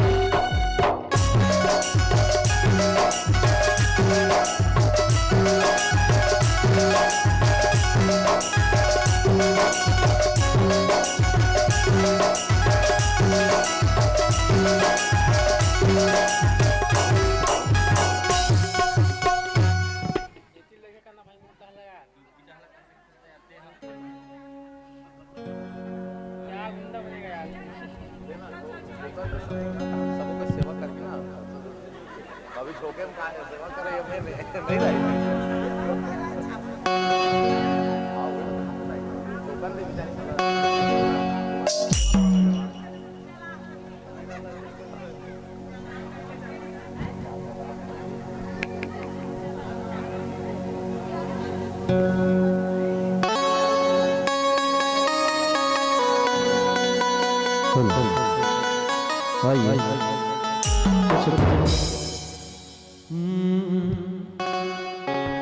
आज हम लोग यहाँ हैं, कल अपने घर को जाएंगे, इसलिए जो आए हैं सो जाएंगे। राजा रंग फकीर।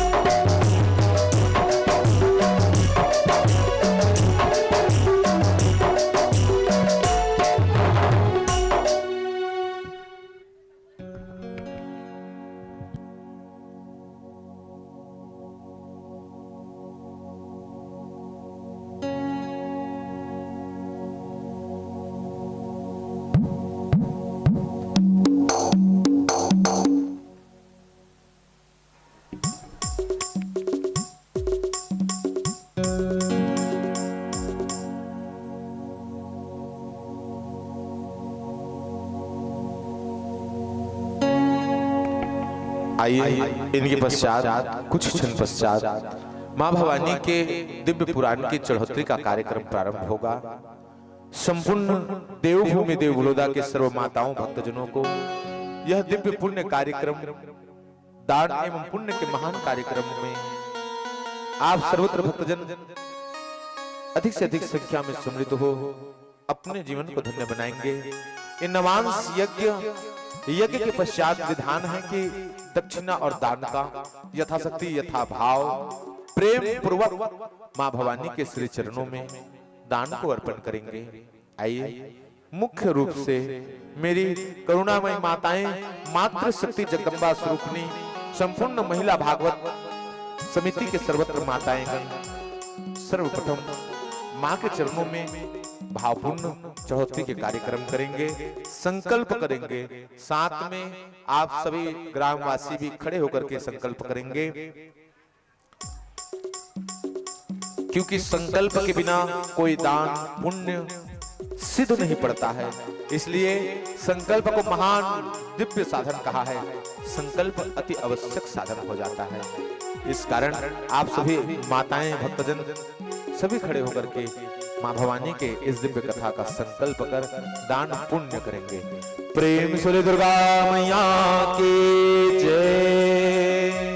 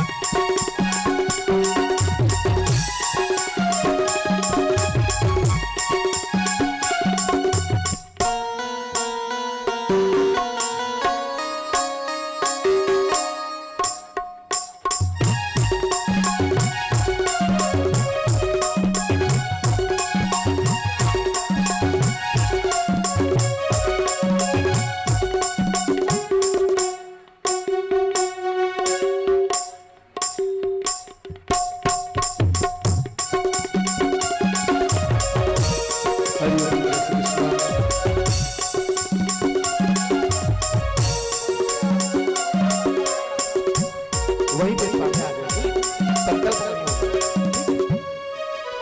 आप लोग सामने आएंगे वहां पर। हाँ, और सभी माताओं से मेरा निवेदन सभी पास आ जाएंगे, क्योंकि यह कार्यक्रम समस्त ग्रामवासियों के सहयोग से हो रहा है।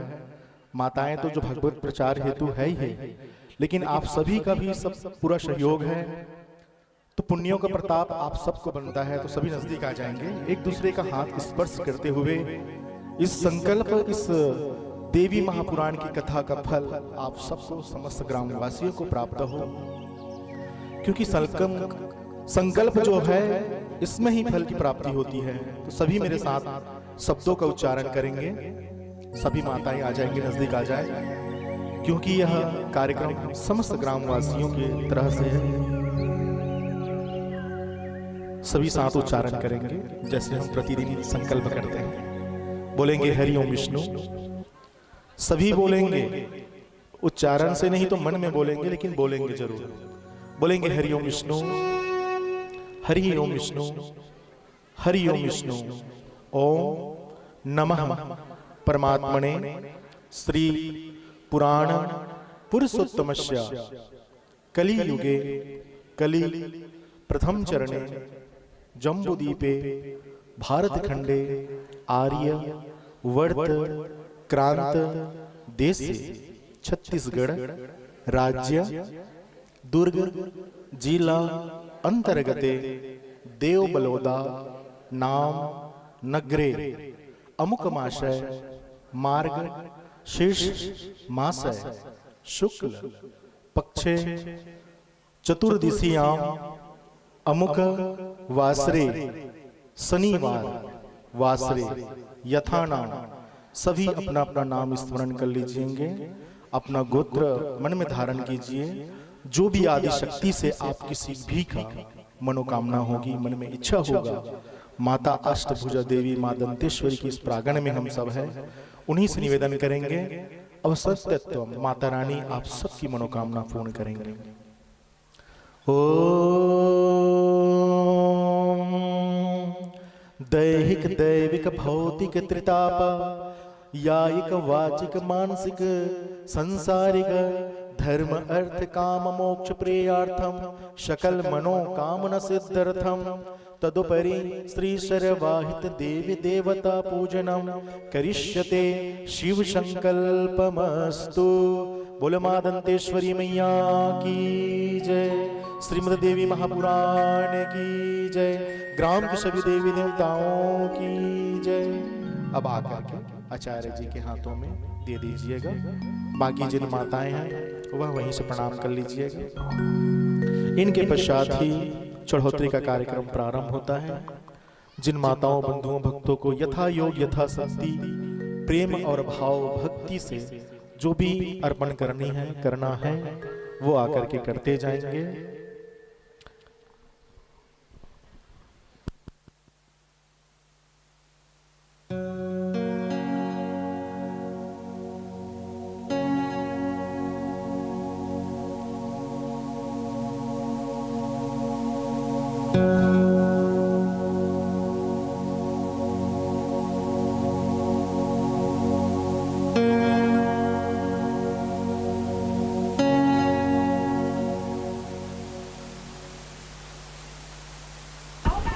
आ जाइए, ऊपर आना चाहते व्यास पीठ पे तो आना चाहते आ जाइए।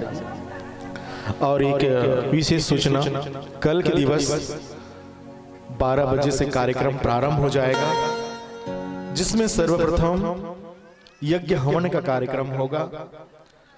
पूर्ण आहुति के पश्चात कपिला तर्पण और कपिला तर्पण के पश्चात सहस्त्रधारा स्नान आप सभी को यह अवसर प्रदान होगा। तो सभी माताओं से, बहनों से, भक्तों से निवेदन कि कल पूर्ण आहुति का दिवस है। हमने पूरे दिवस माता रानी की कथा श्रवण आदि किए।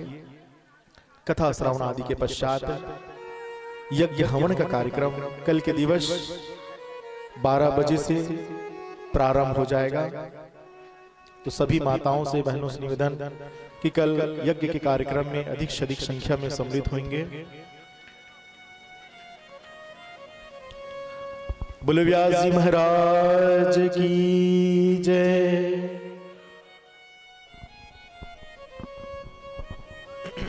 देखो दाई धीरे का नाम आना, छोटे है सीढ़िया।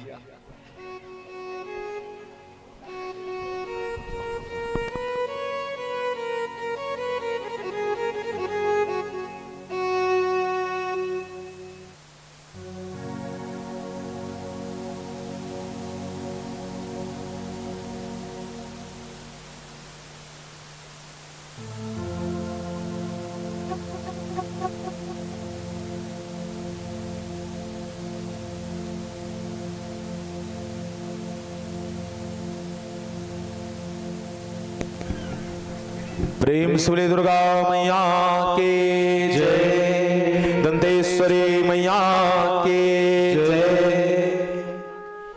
मां भगवती के चरण कमलों में, मां दंतेश्वरी के चरण कमलों में संपूर्ण मां आदि शक्ति स्वरूपनी सभी माताएं, संपूर्ण भागवत महिला समूह के सर्वत्र माताओं के तरफ से आदि शक्ति के चरण कमलों में 35,001 रुपया अर्पण किए गए। इन सभी मातृ शक्तियों की श्रद्धा भक्ति की जय। आइए सभी भक्तजनों और माताओं को सूचित किया जाता है कि मंगल चढ़ोतरी का दिव्य पुण्य कर्म प्रारंभ है।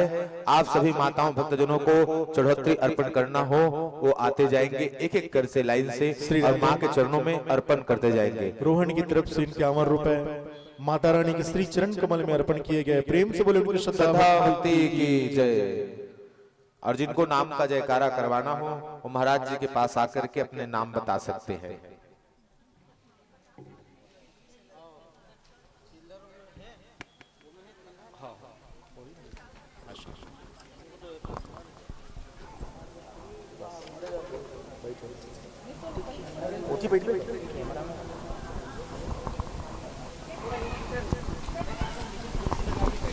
जिन मन आज नहीं चढ़ाए हो ना मन कालो चढ़ा लो कालो बाजे गंगाबाई निषाद की तरफ से इनके 51 रुपए माता रानी के श्री चरण कमल में अर्पण किए गए। प्रेम से बोले उनकी श्रद्धा भक्ति की जय। माता रानी आप सभी के ऊपर असीम कृपा सदैव बनाए रखे। सुख शांति धन धान्य समृद्ध जीवन आप सभी के ऊपर सदैव अपना आशीर्वाद बनाए रखे।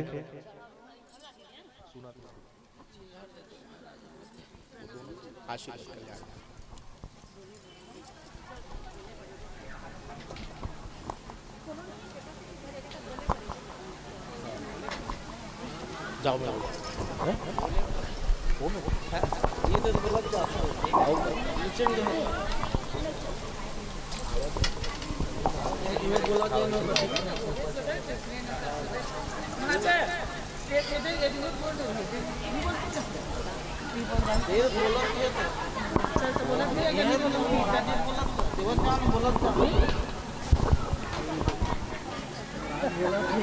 एक कुर्सी लगा हुआ लिखे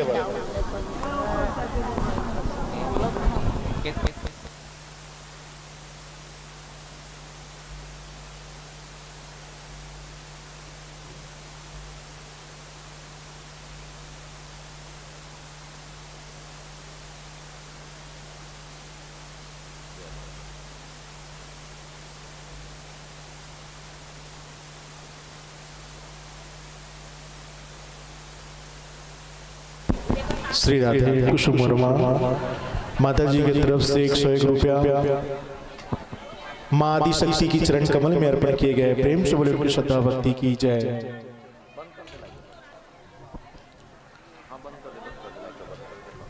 आते जाइएगा, सभी माताएं व्यासपीठ पे आ सकते हैं और माँ जगदम्बा के चरणों में यथाशक्ति भाव एक एक करके आइएगा ना, ज्यादा एक एक करके आइएगा भाई, क्या ज्यादा भार नहीं संभाल पाएंगे ना,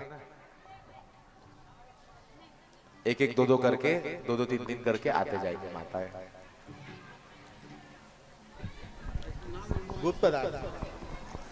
गुप्त दान महादान ऐसे भक्तों का भला करे भगवान।